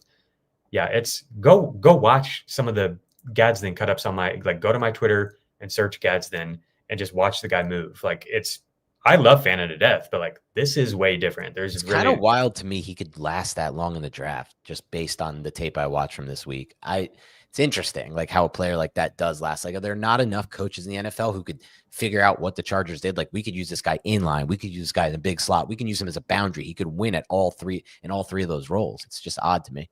I don't think that NFL decision makers are aggressive enough in a game where you're playing for first place among 32 teams. Yeah. Like, it's like with players like this or Tez Johnson or whatever, where it's like, well, he doesn't really fit the archetype. Don't really know what he is. Right. Like, they just aren't willing to be aggressive on it. Like Bucky Irving and like smaller guys that are maybe not that great of a tester. They don't fit the measurables. Yep. And it's like, well, there's a humongous win in round 5. Like, this guy should have gone in round 2. Yeah. Tucker Kraft is awesome.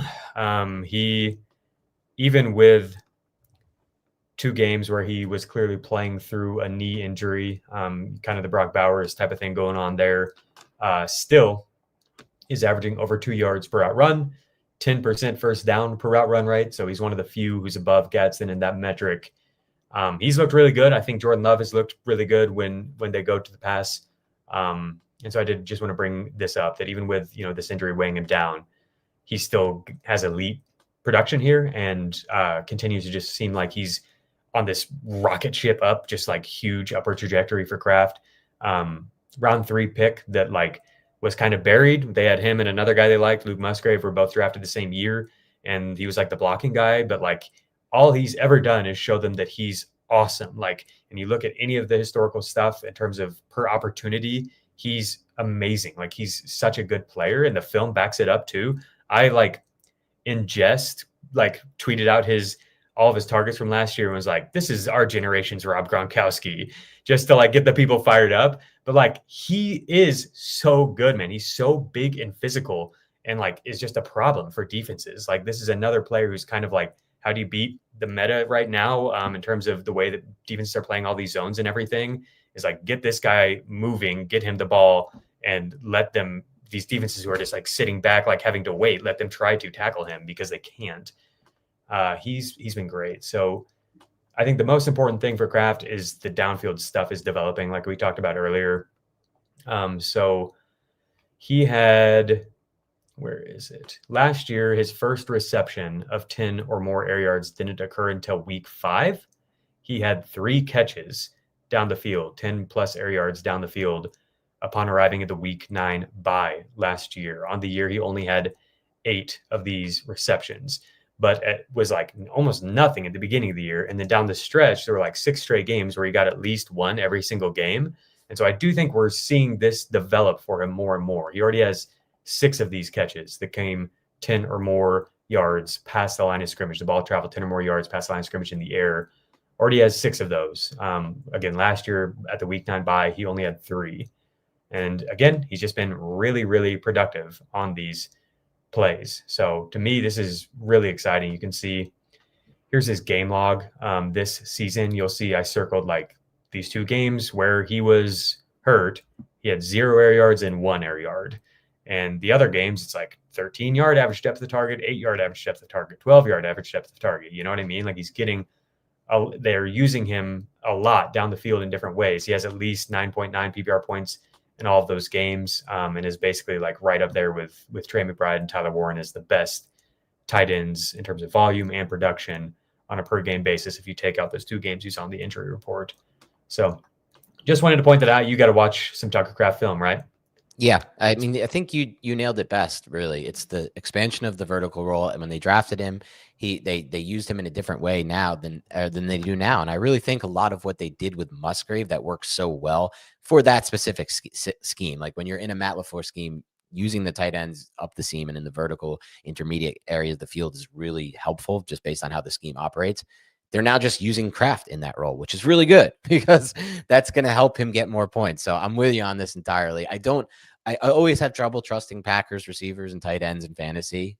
It's just how I'll always be, the way they run. It's such a slow offense. They're a defensive team, but he's a really good player. Yeah, he's somebody who I've been pretty aggressive in going to get in dynasty leagues over the past year and these tight end premium leagues. Like, I think he's an extremely valuable player who continues to be just underrated because the Packers don't pass that much. We haven't seen him have a full-on breakout yet. But anytime he gets chances, he makes huge plays. And this offense could be really good and has some games down the stretch where they could get into a little bit more back and forth games. I did rest of season rankings, Dan, and this was last week. It maybe would be a little bit different. He was the 35th overall player. It floored me. Like, I did rest of season rankings. How would I draft today for PPR? And like, more than any player, Tucker Kraft, I was like, why the hell is he so high? This is insane. But it's a combination of things where we've talked about the back end of the running back 2 range and the wide receiver 2 range. It like gets pretty dicey. And then Kraft, I feel like, is the kind of player who could become like an elite contributor at tight end. We know that's really valuable. Before the season started, I was like a hot take I had was Kraft is going to basically just be Sam Laporta. He's just going to outproduce Sam Laporta, and Sam Laporta is drafted at like tight end 4 or whatever. And when I dug into all the data, it was like he looks exactly like Laporta, but better. And I think it's not, he doesn't have the target numbers that McBride has, but like on a per opportunity basis, he's basically like McBride. He's just this big mauler at tight end. And so like, I think what we're getting right now, where you are buying him at, is like the floor. If this Green Bay offense continues to just be really run heavy, that's like basically the worst it can be, is that you hope that you run into big plays and touchdowns with Kraft. And on the weeks where you don't, then it might kind of suck, but like, that's fine. You're willing to stomach that because that can happen with anybody tight end. But there's this ceiling that's like, he can outproduce everyone. If the offense gets into back and forth games, like his efficiency numbers are better than everybody else's. And so he can be where he's outproducing McBride. He can be where he's outproducing even Tyler Warren. And so I just wanted to note that upside case is there for him. Let's talk about Tyler Warren, though, because that guy is insane. I have him at tight end 2. So I hope nobody moved too like aggressively or irresponsibly last week with we got really excited about Kittle. Dan, you said that you would have him tight end 1 rest of season. I should have said where I was at. I sent out. I don't know if I would. I shouldn't have said that. I don't know if I believe that anymore. Okay. I wish I would have just confirmed for people where I was at, because in my rest of season rankings, I had him at 3, just ahead of Kraft and behind McBride and Warren. And there is how you have it looks good at up top with the 3. There is re-injury risk that exists with Kittle. I'm not worried at all about last week's game. I think that's probably kind of random, and that we'll see him. We know who George Kittle is. To me, it's just that these top 2 guys are so good. Yeah.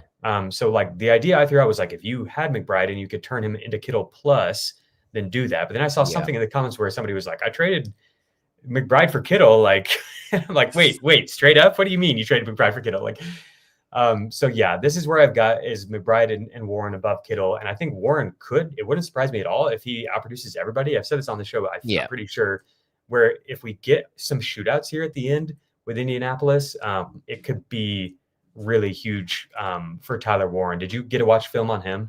No, a little bit, just because I watch Alec Pierce, and you could kind of see his routes. But, it's similar to what the key with Warren is. He's the number 1 target in almost all of their run action plays. And most of their offense is so successful because of Jonathan Taylor in that run game, what they can do off run action. But then he's also just has this red zone role that's so consistent there, that has been so consistent. And they kind of use him, these outbreaking routes in the red zone, he's almost unguardable on. Like, either Jones will miss him or Jones will hit him, but he's in these one-on-one situations they can design for him off of run action. And if he has a one-on-one in the red zone on these corner routes, he's going to hit them a lot. So I feel like it's a consistent role. He's like, this offense runs through Taylor and him. Yeah, for sure. I wonder so he has a touchdown in 4 straight games, and I think he's going to be really hard to buy as anything other than like tight end 1, tight end 2 at this point. But I wonder if these next few games are kind of slow, you could buy him. It's like Titans, Steelers, Falcons, where it could just be kind of gross games. That's just something to keep an eye on, because I do think he's probably going to smash down the stretch. I feel like nobody's trading him. If they drafted Warren, that's it. I think that's totally fair and probably the case. But if it's a team that needs other stuff, like I wouldn't be shocked if in a few weeks you could turn like Gadsden and something into Warren, or something like that. Like, who knows? Yeah. If Gadsden keeps it up. if he has a few weeks, so like his yardage hasn't been above 80 yet. And so if he has a few of these games in a row where he has, 5, 8 PPR points or whatever, and Gadsden's like popping off, I think that something like that could be realistic. So I wanted to point out on Warren that through 7 games, he looks better or just the same as Brock Bowers did last year. This isn't a dynasty note. Tyler Warren is older than Bowers. He's also in a situation that's much better for, hit production. But I do want to point out that, like, if we're just looking at what he could do this year, Bowers went on to be the tight end 1 in fantasy. And so through 7 games, Warren has a 2.26 yard per route run rate. That's identical to where Brock Bowers is at this point in their career. Through 7 games, Bowers had a 10.9% first down per route run rate. Warren's at 11.3%. Fantasy points per route run favored Warren slightly, 0.49 to 0.48. And Bowers had a much higher target per route run rate at 28% compared to 23% for Warren. I don't think Warren would push up into that 28% range, but I do think that like the fact that he's pacing with Bowers, even with a significantly lower target rate, is meaningful. And we could see his target rate increase. Josh Downs, I brought up, like, gets targets at a really high rate, but the rest of the offense, there's no like clear target hog. So I think if he continues to play really well, we could see things just kind of shift towards him more and more and more. Just a really, really impressive rookie, of course. And then, like, I want to bring up first read rates.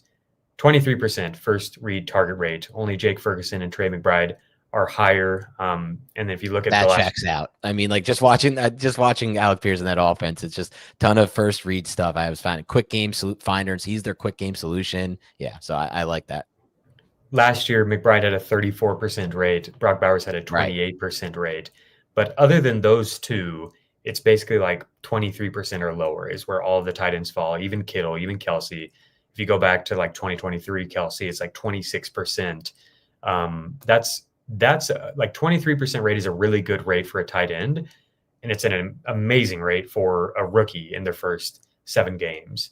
And I think it could continue to increase. So that's just wanted to hit on those tight ends and kind of give you an idea of where they fit in terms of profiling, like what you can expect rest of season, look at their schedules and stuff like that. For Dynasty, I don't think that Warren needs to be pushing up into like that Bowers McBride range, but he's not far off. And Kraft honestly isn't that far behind him. Like I think they both check out from the top perspective, and they're both in offenses that are really good, and like their underlying data clearly paints them as like on a huge upward trajectory. Yeah, I'm with it. And then Gadsden's probably just going to be more valuable than all of them, right? Yeah. I think Gadsden's going to push it to this top 9 pretty soon. I don't know what to say. I mean, obviously the Chargers, let me be clear. The Chargers aren't going to throw 50 plus times a game. The game script will not look like that. It's obvious, but this dude is a matchup winner for them. Like, why would they stop doing what they're doing? It's working. For sure. Alrighty, Dan. I do have one question from the chat, from the reviews. If you want to by the way, I have not plugged it all. What is going on with me? Please, if you're watching this video right now and you're enjoying it, and I hope you are, hit the like button. We need you to hit the like button. Last show did not have as many likes as it should have had. The main thing for us is if you're going to watch this video with us, enjoy, please hit the like button. If you don't hit the like button, it's all for naught. Like, you need to hit that like button, and you need to leave comments. You do a great job of that. We love our audience. We love the community we've built.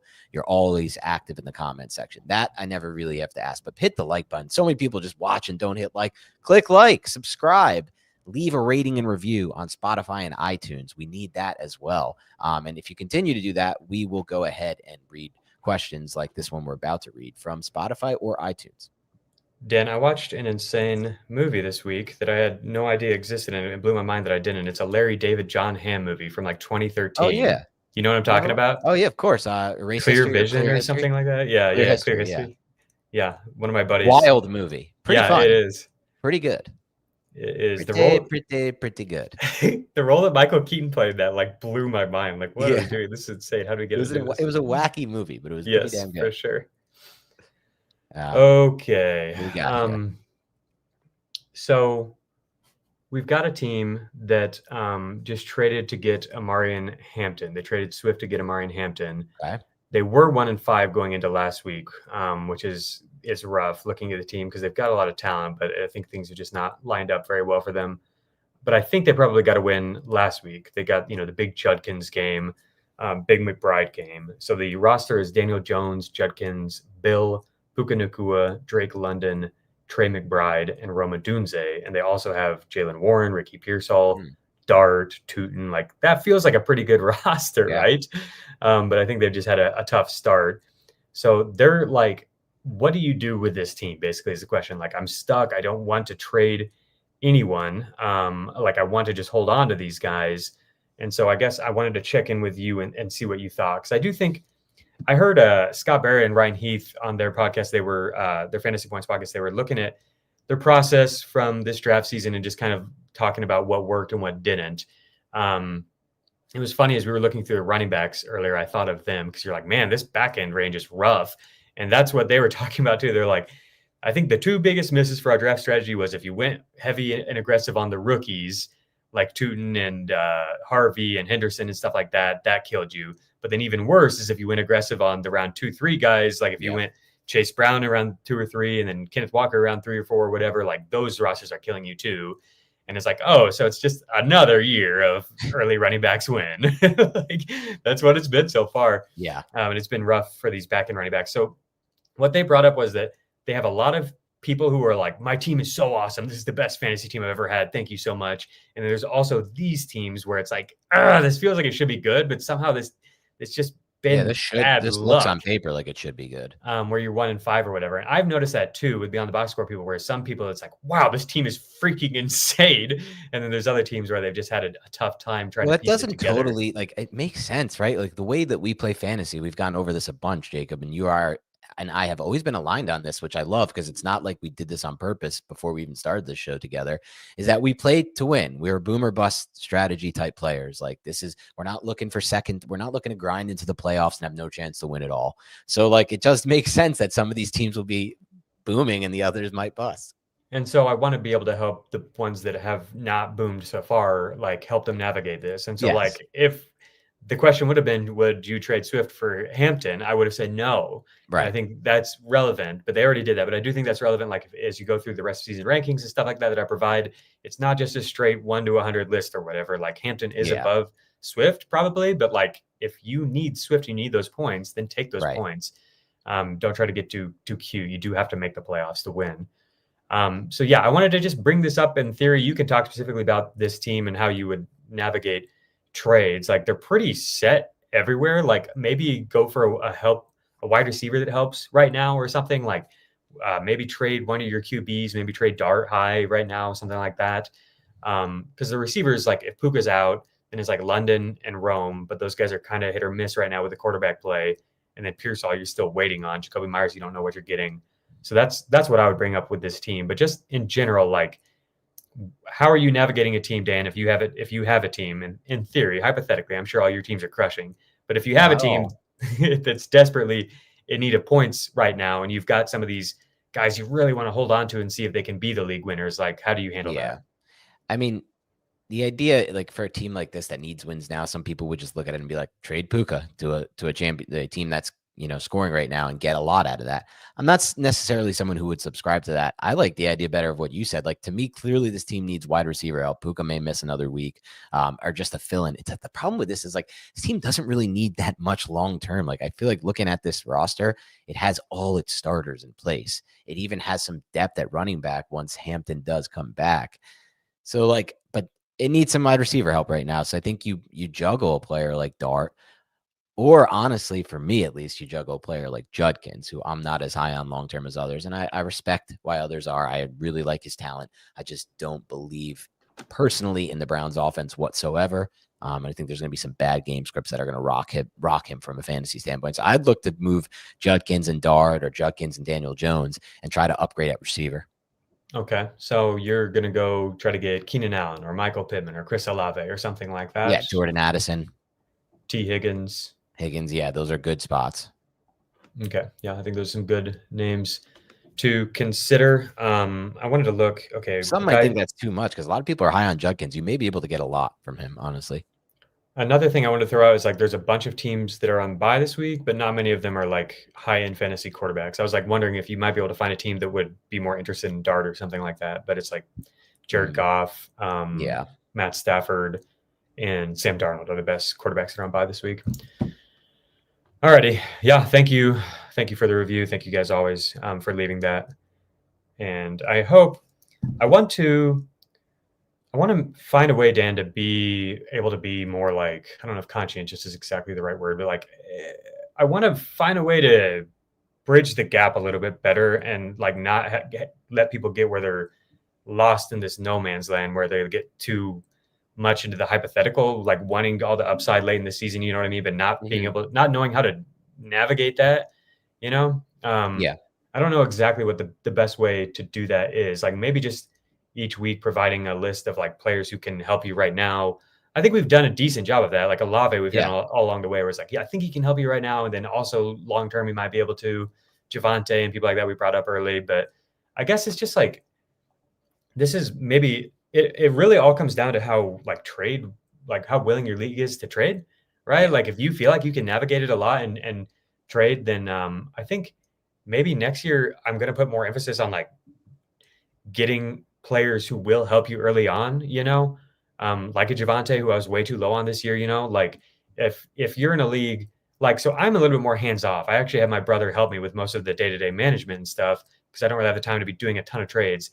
But if you're in a league where you can trade a lot, it probably makes the most sense to like almost fade entirely most of the rookies, unless it's like an Emeka Egbuka where he has a clear runway to a big start, because you can probably get them a lot cheaper 4, 5, 8 weeks in, you know, if you're in a league where you can trade around. Yeah, I know. I've been thinking about it a lot. At times that will work. I mean, there's also times where like if you might miss out on a huge breakout. You might miss out on Cam Scatterby. You might miss out on some of these breakouts as well. It's I'm not exactly sure, and I don't want to be too reactive to just this year, but this year in particular has really challenged me to like think about that more and more. Where like, if you can like navigate the trade market, I think you could have really crushed this year with some of the really cheap players you could have drafted, and then you can decide: do I want to turn them into something more, or do I think that this Javonte thing is legit and I'm just going to hold him? I think I just landed a top 12 running back. Yeah. All right, let's talk about some waivers and get out of here. So I'll throw these up on the screen, just looking at the players who are rostered and available in CBS formats. And Dan, if you have anybody who jumps out to you as like top guys to get, let me know for sure. Joe Flacco against the Jets feels like a good spot here. He's available in most leagues. Maybe Andy Dalton in like deep leagues is somebody to think about against the Bills.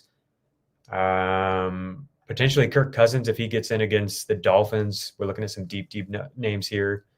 I'm so excited for the Aaron Rodgers return to it's not to Green Bay, but against Green Bay, man. This week, have you looked at the schedule this week? It's awful. We've had a really fun schedule week to week this year, I feel like. But I looked at the games this week and I'm like, I don't care about any of these games. Like literally almost none of these games get me going. And then I arrived at the Sunday night game like, this one could be weird. This could be a lot of fun.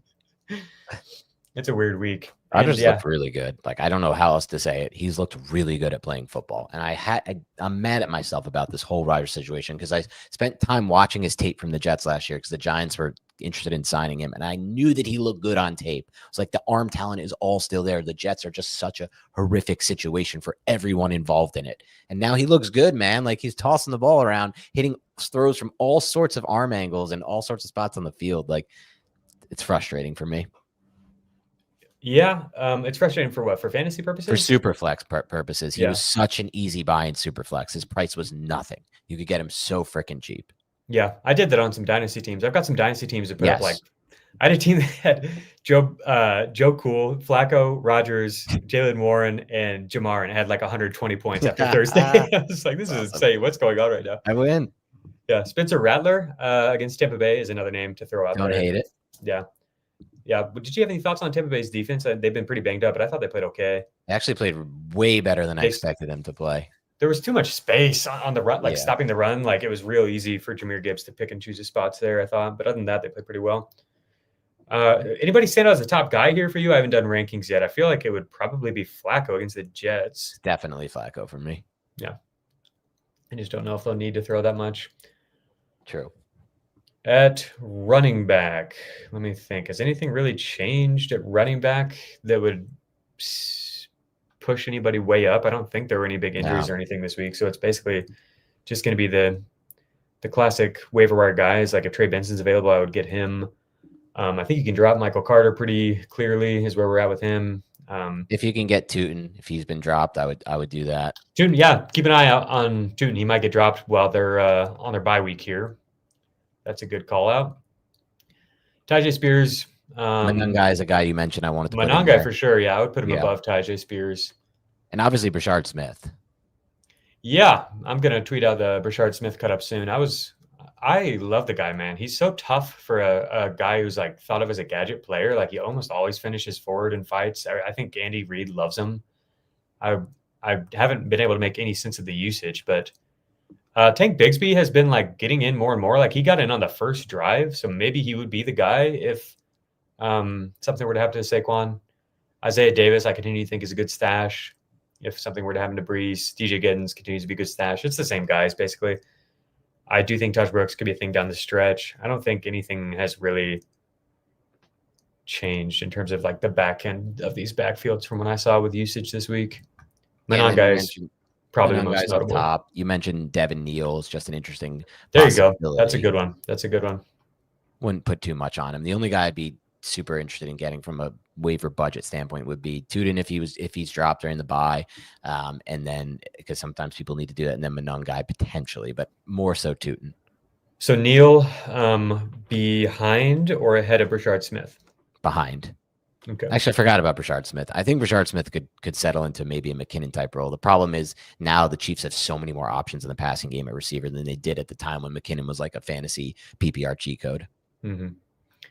Alrighty, wide receiver Alec Pierce, who we talked about, is only 28% rostered. Is there anybody who stands out to you above Alec Pierce? I think Jalen Noel looked really good last night for the Texans.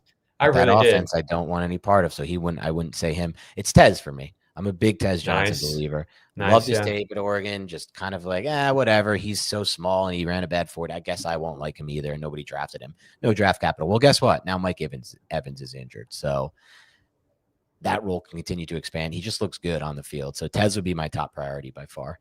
I like that. Yeah. Insanely productive at Oregon. And then, like Dan said, the film looked good too.